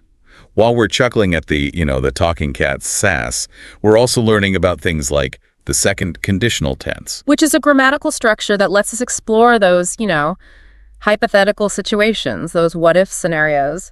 And it's perfect for imagining a world where cats can suddenly chat with us. Yeah, absolutely. By the way, the second conditional, it's formed using if plus the past simple tense, followed by would and the base form of the verb. For example, if my cat could talk, I would ask it so many questions. Ooh, that's helpful. I always struggle with remembering how to use those conditional tenses correctly. Yeah. But you know what else I love about this video? It encourages viewers to actively participate. It asks questions like, if your cat could talk, what's the first thing it would say? Hey, I'm already imagining my cat demanding more cuddles and complaining about the brand of treats I buy. That's the beauty of interactive learning, By asking those open-ended questions, the video turns passive viewing into an active experience. It encourages you to think critically, tap into your imagination, and even personalize the learning process. And it really struck me, this whole idea of talking cats. Mm-hmm. It kind of goes beyond just learning English. It makes you think about the bigger picture of communication and what it would be like to truly understand our animal companions. You're absolutely right. It raises all these fascinating questions about the human-animal bond and whether we could ever truly bridge that communication gap. Totally. Imagine the possibilities, if we could actually tap into their thoughts and their perspectives.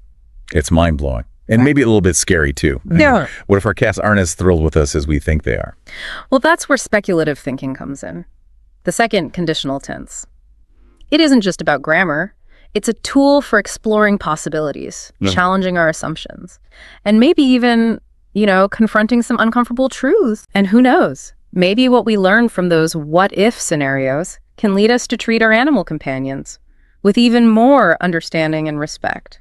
That's a really interesting point. This seemingly silly idea is making us think about some pretty profound concepts.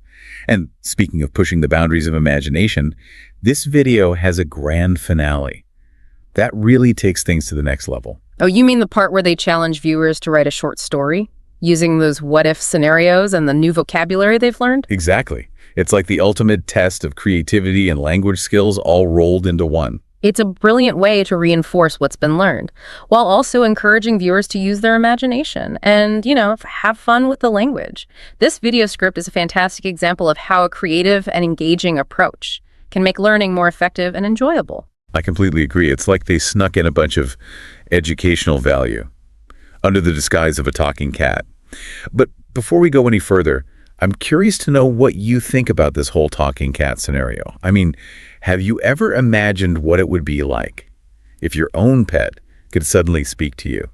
I actually have, and it leads to some pretty interesting thoughts about what we might learn from them, Yeah. Would their view of the world be completely different from ours? Would they have these complex thoughts and emotions that we never even imagined? Yeah, it's a pretty mind-blowing concept, right? Yeah. I mean, we already know that animals are capable of some pretty amazing things. Yeah. But to actually be able to have a conversation with them, that would change everything. It really would. Think about all those times you've looked into your pet's eyes and wondered, what are they thinking? And if they could talk, would it strengthen the bond you have with them? Or would it, complicate things in ways we can't even predict?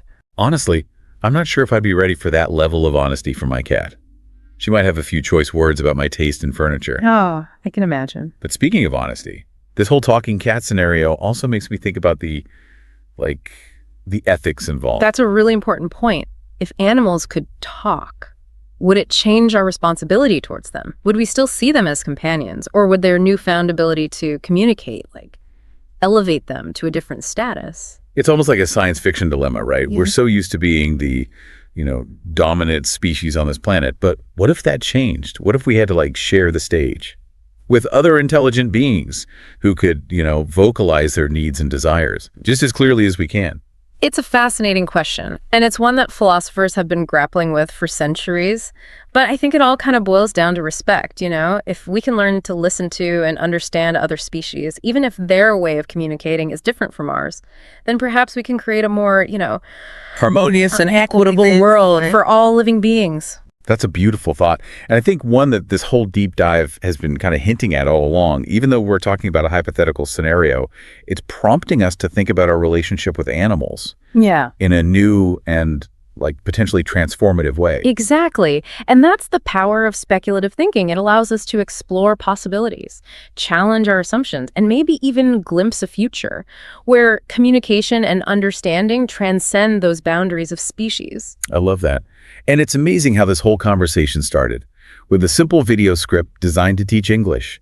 It just goes to show that even the most playful and seemingly absurd ideas can lead to some pretty profound insights. Absolutely. And I think that's a great takeaway for our listeners today. Don't be afraid to embrace those what-if questions. No matter how silly or far-fetched they may seem, you never know where they might lead you. I couldn't agree more. And speaking of what-if questions, I have one final thought to leave you with, something to ponder as you go about your day. What if, instead of just cats, all animals could talk? What would be the most surprising thing we might learn from them? Wow.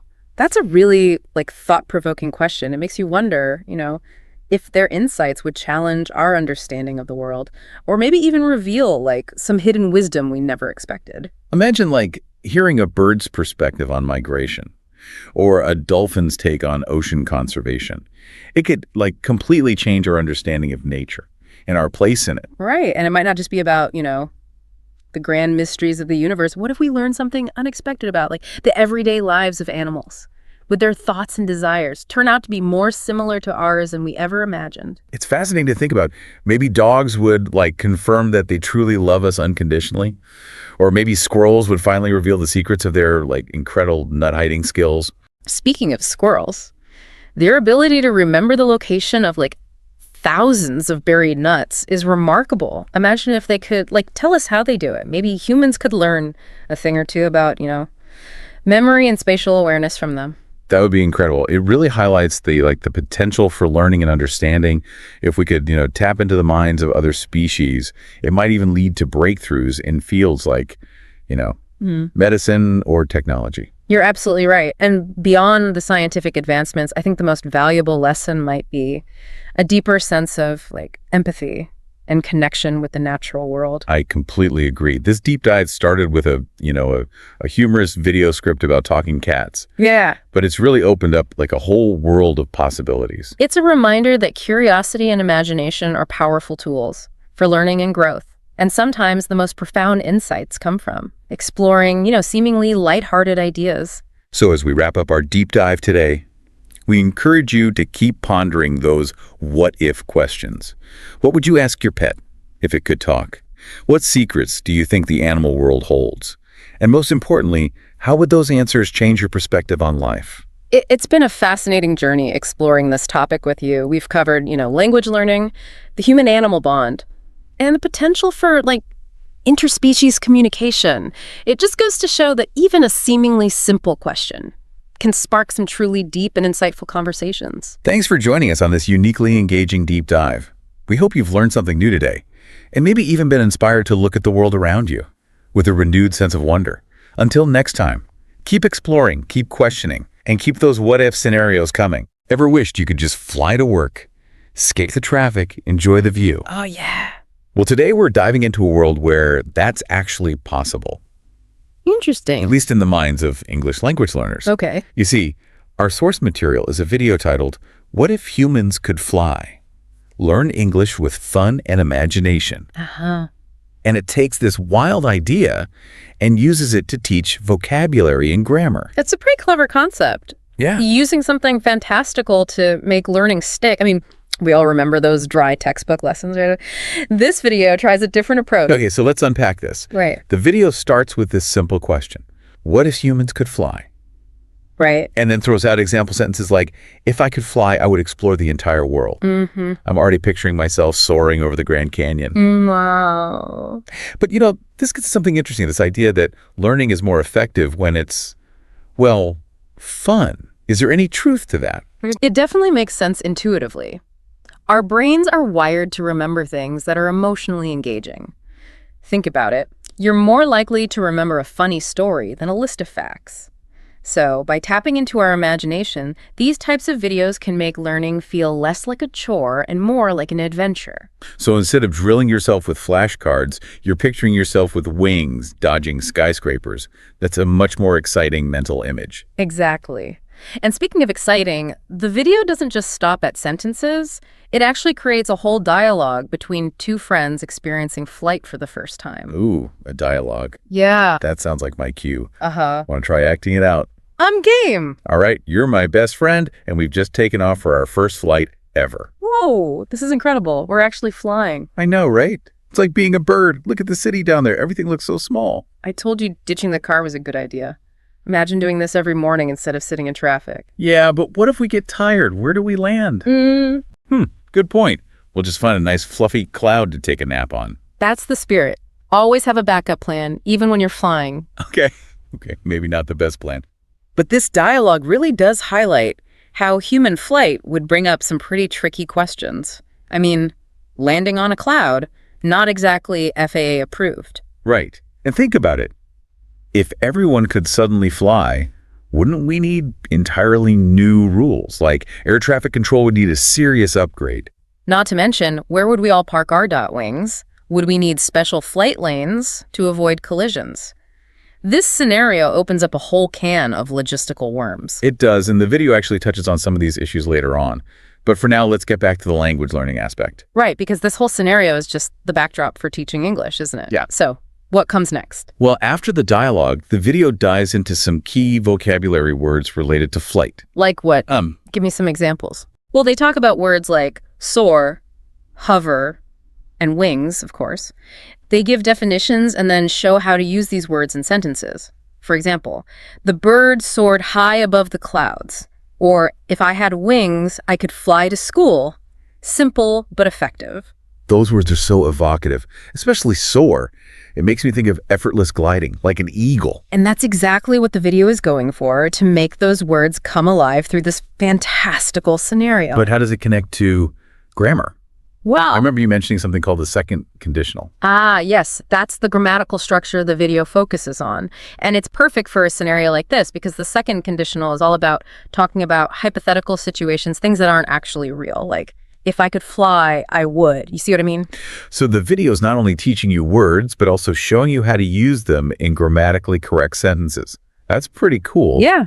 But for someone who might not be familiar with all this grammar jargon, what exactly is the second conditional? Okay. How does it work? It's actually simpler than it sounds. Think of it as a way to explore those what-if scenarios, like our human flight fantasy. The basic formula is, if something unreal were true, then something else would happen. Okay, I think I get it. So like if I had wings, then I wouldn't need to buy a plane ticket. Is that right? Exactly. You've got the hang of it. And the video uses lots of fun examples like that to demonstrate how the second conditional works. I'm starting to see how this whole learning English through imagination thing could actually work. Right. You're not just memorizing grammar rules, you're using them to build these cool hypothetical worlds. And that's one of the key insights from research on language acquisition. When you're actively using the language, experimenting with it, even making mistakes, you're actually strengthening your grasp of the grammar. So it's like learning to fly by actually jumping off a cliff and figuring out how to use those wings on the way down. Yeah. A bit risky, maybe, but definitely more exciting than sitting in a classroom. Well, maybe not that extreme. But the idea is that active engagement beats passive learning. And that's where this video gets even more clever. It doesn't just explain the second conditional, it actually challenges viewers to use it. You're telling me there's homework in this fantasy flight school. What kind of challenge is it? It's actually pretty fun. The video prompts viewers to write their own short story about their first day of flying. Now that sounds like my kind of assignment. I'm already picturing myself soaring through the clouds, writing my story on a little notepad strapped to my leg. And the instructions encourage them to use at least 3 of those new vocabulary words we discussed, and of course, to use the second conditional to describe their imaginary experiences. So it's like they're giving you all the tools you need to build your own flying adventure. You've got your words, your grammar structure, and now it's up to you to create something amazing. Exactly. And the video even provides an example story to get the creative juices flowing. It's something like, if I could fly, I would soar above the city and visit the tallest buildings. I'd hover over the park and enjoy the view of the clouds. That's a pretty good start. But I'm already thinking bigger. What if I flew to Paris for breakfast and then zoomed over to the Great Wall of China for lunch? Those are some ambitious first-day flights, but that's the beauty of it. There are no limits to where your imagination can take you. And by putting those ideas into words, into sentences, you're solidifying your understanding of the language. You know, it's funny, I came into this thinking, oh, a video about flying, that sounds whimsical. But now I'm seeing how powerful it can be as a learning tool. It's like taking something we all dream about and using it to unlock a whole new level of understanding. And that brings us back to the bigger picture. This deep dive wasn't just about language learning. It was about exploring a what-if scenario, a fundamental human desire. So let's shift gears for a bit and talk about what human flight would really mean for the world, not just for grammar lessons. Okay, I'm intrigued. Right. Where do we start? Well, we've already touched on some of the logistical headaches like air traffic control parking. Right. But let's go deeper. Imagine the impact on our cities. Would we even need roads anymore? Or cars? Maybe we'd have these vertical cities with buildings designed for takeoff and landing. Whoa, like skyscrapers with balconies for personal aircraft? That's a wild image. But wouldn't that completely change the way we live? Oh, yeah. Think about commutes. They'd be so short. Exactly. And the views would be incredible. Exactly. Property values would go haywire. Suddenly, a penthouse apartment isn't just about the view, it's about the easy access to the sky. Wow. And what about travel? Forget airports and long flights. You could just soar across the country for a weekend getaway. Yeah. Talk about freedom. Yeah. But here's where I get a little nervous. What about the environmental impact of all this flying? We're already struggling with air pollution as it is. That's a critical point. If we weren't careful, human flight could be an ecological disaster. We'd need some serious technological advancements to make it sustainable. Imagine biofueled wings or personal aircraft powered by solar energy. That would be amazing. But even then, think about the noise pollution. millions of people buzzing around in the sky. Wouldn't that be incredibly disruptive? Yeah. Especially for wildlife. Birds, in particular, might be in trouble. You're raising some tough but important ethical questions. If we achieved human flight, we'd have a huge responsibility to mitigate its impact on the environment. It wouldn't be just about personal freedom, it would be about finding a way to coexist with nature in this new reality. This is making me think about that final question you posed earlier. If humans could fly, would we still appreciate the beauty of birds in flight? It's like, would their effortless grace seem less special if we were all clumsily flapping around up there too? It's hard to say for sure. Maybe it would make us take birds for granted, or maybe seeing them navigate the skies with such elegance would make us even more awestruck. Perhaps it would inspire us to refine our own flying techniques to learn from nature's mastery. It's fascinating to consider, isn't it? Yeah. This whole thought experiment has taken us from basic English grammar to city planning, environmental ethics, and the meaning of beauty. Who knew a language learning video could spark such a deep dive? And that's the power of approaching learning with an open mind and a sense of curiosity. You never know where a single question like, what if humans could fly, might lead you. It's a reminder that even the most fantastical ideas can offer valuable insights into the real world and our place within it. So to our listeners out there, we leave you with this. What are your thoughts on this question of human flight and our appreciation for birds? What a perspective change? Share your thoughts with us. We'd love to hear them. And until next time, keep exploring, keep questioning, and keep letting your imagination soar. That's a wrap for this deep dive. We'll see you next time for another fascinating exploration of knowledge, insights, and maybe even a few more flights of fancy. Welcome back, everybody, for another deep dive. And today we're going to be looking at something pretty different. We're kind of at the crossroads of time travel and learning English as a second language.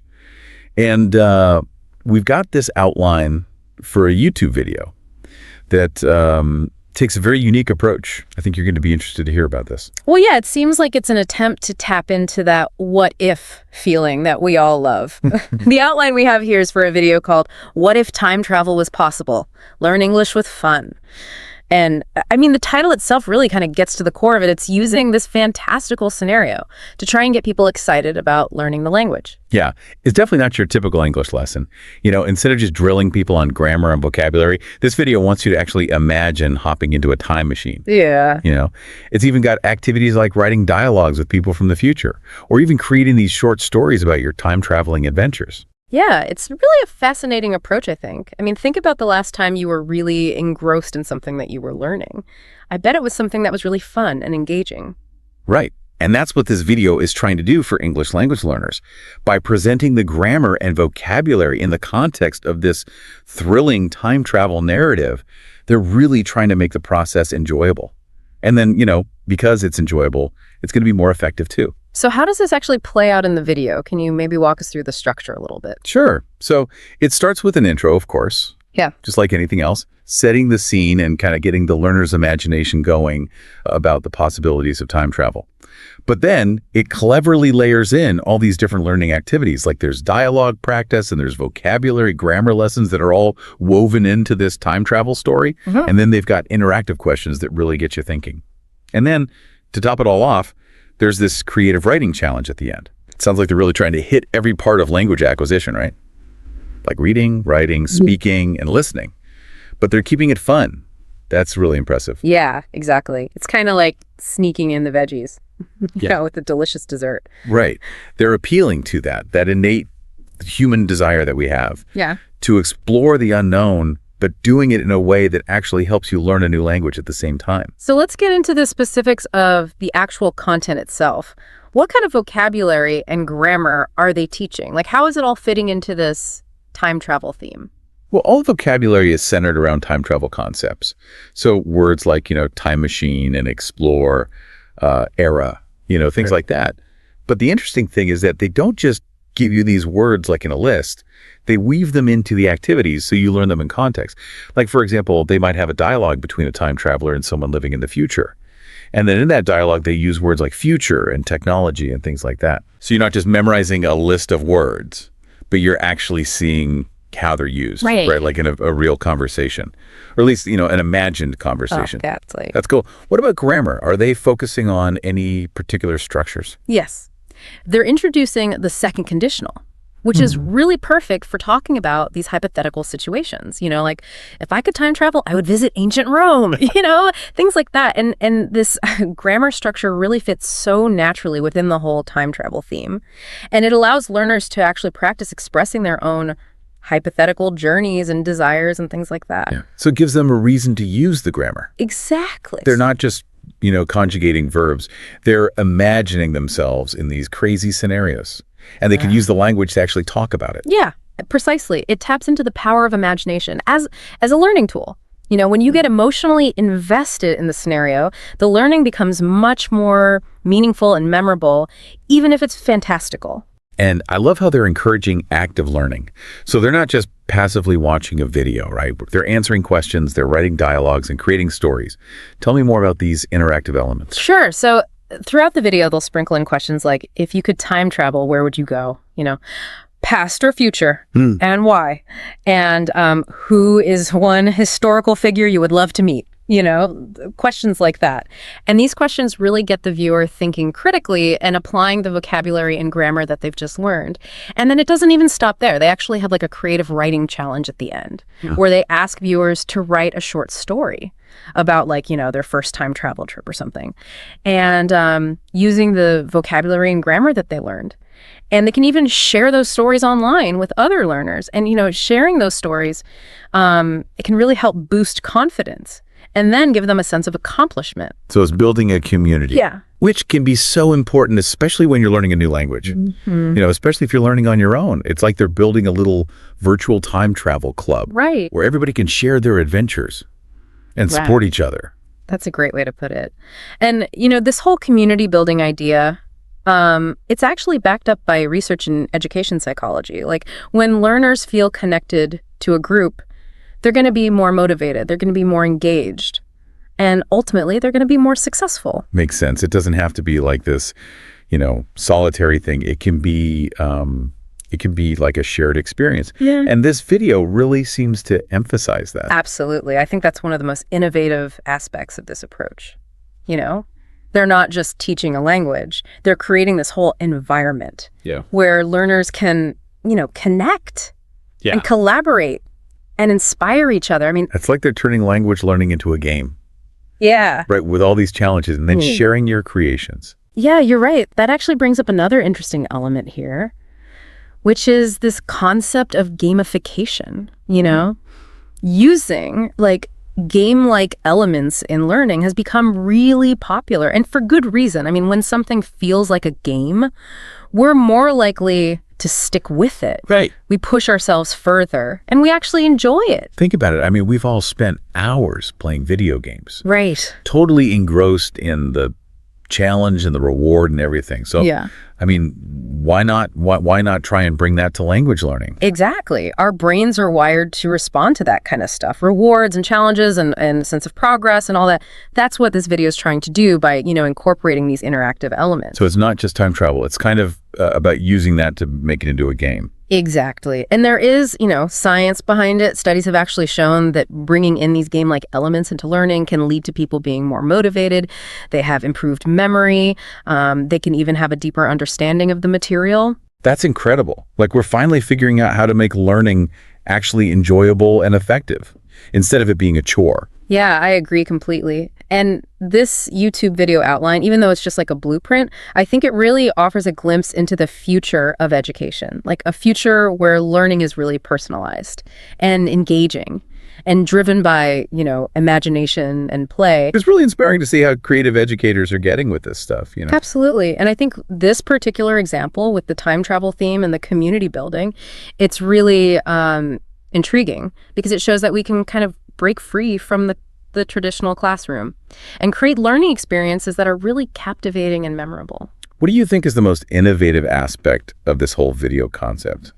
For me, I think it's how they've woven together these seemingly totally different elements like time travel and gamification and community building. They've created this holistic learning experience that appeals to both our intellectual curiosity and then, our emotional need for connection. I totally agree. It's not just about learning the language itself. It's about going on an adventure. Yeah. Connecting with fellow travelers, Yeah. feeling a sense of belonging. Exactly. It's a powerful reminder that learning doesn't have to be about, memorizing facts and figures. It can be this journey of discovery, a source of joy, and a way to connect with others who share your passions. And sometimes it even involves time travel. Right. But speaking of time travel, I'm curious how they handle the specifics of actually teaching the grammar and vocabulary within this whole fantastical scenario. That's a great question. Yeah, let's look at some of the specific examples that they provide in the outline and see how they bring these concepts to life. Sounds good to me. Let's fire up our metaphorical time machines and see where this journey takes us. It's funny, we always think about time travel as this fictional thing, but in a way, learning a new language, IS time travel. That's interesting. How so? Well, when you learn a new language, you're kind of opening a window into a different culture, Yeah. a different way of thinking, a different worldview even. It's like you're stepping into a time machine and experiencing the world through somebody else's eyes. Yeah. Like another community or even another historical period. Oh, I really like that. That's a great analogy. It's true. Language is more than just words and grammar. It reflects a whole culture's history and values, their beliefs. So when you learn a new language, you're basically getting access to this whole new world of human experience. Exactly. And this YouTube video with this time travel theme, I think it's really tapping into that in a clever way. Yeah. It's encouraging learners to really immerse themselves in the culture, not just learn, the language itself, but imagine interacting with people from different times and places. Yeah. It's like they're taking this concept of cultural immersion and giving it this literal time-bending twist. Yeah. And by doing that, they're making the process so much more engaging and meaningful and just more effective overall. It really makes you think about using these imaginative scenarios in other parts of education too. Like, what if we could learn history by literally stepping back in time Yeah. and experiencing these big historical events firsthand? Or what if we could learn science by, exploring the universe as an astronaut? Those are great ideas. And I think they really point to this trend that we're seeing more and more, towards experiential learning, where students aren't just kind of sitting back and listening, but they're actually engaging and making connections and creating their own understanding. Yeah, it's about moving away from just memorizing things and moving towards something that's more holistic and immersive, Yeah. that really sparks your curiosity and your imagination. And I think this video really hits the nail on the head there. I completely agree. I think the big takeaway for me is that learning should be an adventure. It should be fun and it should be engaging and it should spark a sense of wonder. And sometimes, a little time travel can help us get there. Well said. So to our listener, we really want you to think about how you can bring this sense of adventure and imagination into your own journey of learning. Yeah. Whether you're learning a new language or exploring a new subject or just trying to broaden your horizons a little bit, just remember that the most effective learning experiences are the ones that tap into your curiosity and your creativity and your sense of play. And who knows, maybe someday we will actually have time machines and we can travel to the past and the future. But until then, I think we can all use our imaginations to explore all the possibilities of human knowledge and experience. Yeah. Well, thanks for joining us for this deep dive. We hope it's given you some new ideas and inspired you to maybe approach learning with a fresh sense of wonder and possibility. All right, so today let's dive into something kind of fun. Ever thought about what it would be like if animals had jobs? Can you imagine a dog? Yeah. With a tiny police uniform chasing squirrels, or an elephant, carefully swinging a wrecking ball. I mean, It's pretty funny, right? Well, it turns out that this whole silly idea, it's actually the whole basis of an English language learning video. yeah. And what's really interesting is this video, What If Animals Had Jobs? Yeah. It uses this really fun scenario to not just entertain, but to teach vocabulary and grammar. Yeah, it's definitely not your typical English lesson. Right. But the video, it connects these animal job combinations Yeah. to this concept of the second conditional in English grammar. Right. And even if you're not learning English, this grammatical structure, it's relevant to everyone. Yeah. Because it's all about hypothetical situations, thinking in if-then terms. That's a fundamental part of how we learn, how we solve problems, even just daydreaming about possibilities. So instead of saying a cat makes delicious food, the video uses the second conditional to see something like if a cat were a chef, their food would be amazing. Ooh. It's subtle, but it totally changes the meaning, right? Exactly. And it really highlights how this kind of thinking encourages us to consider all these possibilities and consequences. It's like this core part of critical thinking, and it's something that we're constantly using in our lives, even if we don't really realize it. So the video presents these like hypothetical situations, like you said, a dog police officer or an elephant construction worker. And then it uses those examples to teach the grammar, to express those what-if situations. I mean, it's a pretty clever way to make learning engaging, right? Oh, absolutely. Our brains are wired to remember information better when it's presented in a way that's unexpected and emotional and, fun. Like, think about it. You're way more likely to remember a joke than a boring lecture. Oh, for sure. I can still remember some of the crazy mnemonics I used back in school, even all these years later. So how do you think this approach, like using humor in these animal job scenarios, how does that tap into those same learning mechanisms? Well, for one thing, it creates a really strong visual. Can you just picture this dog in a uniform struggling to like write a speeding ticket with his paws? Add that image. It's going to stick with you, along with the grammar lesson that's attached to it. Right. It's like this mental cartoon just playing in your head. Yeah. And the video. It's not just throwing out random animal job combinations. There's some real thought behind each pairing. Like using stereotypes we already have about certain animals. And that's what makes it really interesting. It makes us confront those stereotypes and consider if they'd even make sense in a different context. For example, we often think of cats as like independent and even like aloof. Would that really translate well to a demanding job, like a chef who needs to manage a team and cater to all these customers' needs? Yeah, that's a good point. It's funny to imagine a cat chef like meticulously plating a gourmet dish. Yeah. But would they really have the patience for a busy kitchen? Or would they just be like hiding in the pantry, judging everyone's taste? Right, that's the humor of it. And it opens up this space for discussion and critical thinking. We're not just like passively absorbing information, we're actively engaging with it, questioning these assumptions, and even laughing along the way. So this approach, it's not just about teaching English. It's about encouraging a more like playful and inquisitive mindset. And honestly, that's something we could all benefit from, no matter what we're learning. Exactly. It reminds us that learning doesn't have to be a chore. It can be an adventure full of surprises, humor, and even a few aha moments. Totally. Okay, so we've talked about the video's overall approach, but let's dive into some specific examples of these animal job combinations and see what insights we can uncover. Are you ready to play detective and analyze these pairings? Yeah, let's do it. Okay, great. What's first on the list? Well, the video starts with the classic. The dog police officer. Like, it's almost impossible not to picture a German Shepherd in this like tiny uniform, right? Oh yeah, totally. It's such a common trope. Yeah.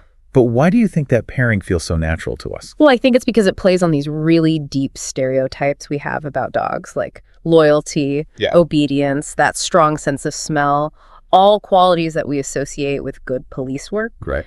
But it also like raises this question, are we maybe limiting our understanding of both dogs' A&D police work by just relying on these simple notions? Yeah, it's true. Not all dogs are cut out to be police officers, just like not all police work requires those specific traits. And the video, it's not afraid to poke fun at those stereotypes either. Can you imagine that same German Shepherd trying to write a parking ticket with those huge paws? Exactly. It's that mix of the familiar and the absurd that makes it so memorable. And by exaggerating those stereotypes, it actually makes us question if they're even true. Okay, so let's move on to another example. The elephant construction worker. Now that one seems pretty straightforward. I mean, strength and size are key in construction, right? Yeah, on the surface, for sure. Elephants are known for their power and their ability to move like really heavy objects. But the video, it highlights another part of their skill set, dexterity. Like, we've all seen those videos of elephants picking up tiny objects with their trunks. Right. It's amazing how such powerful creatures can also be so precise.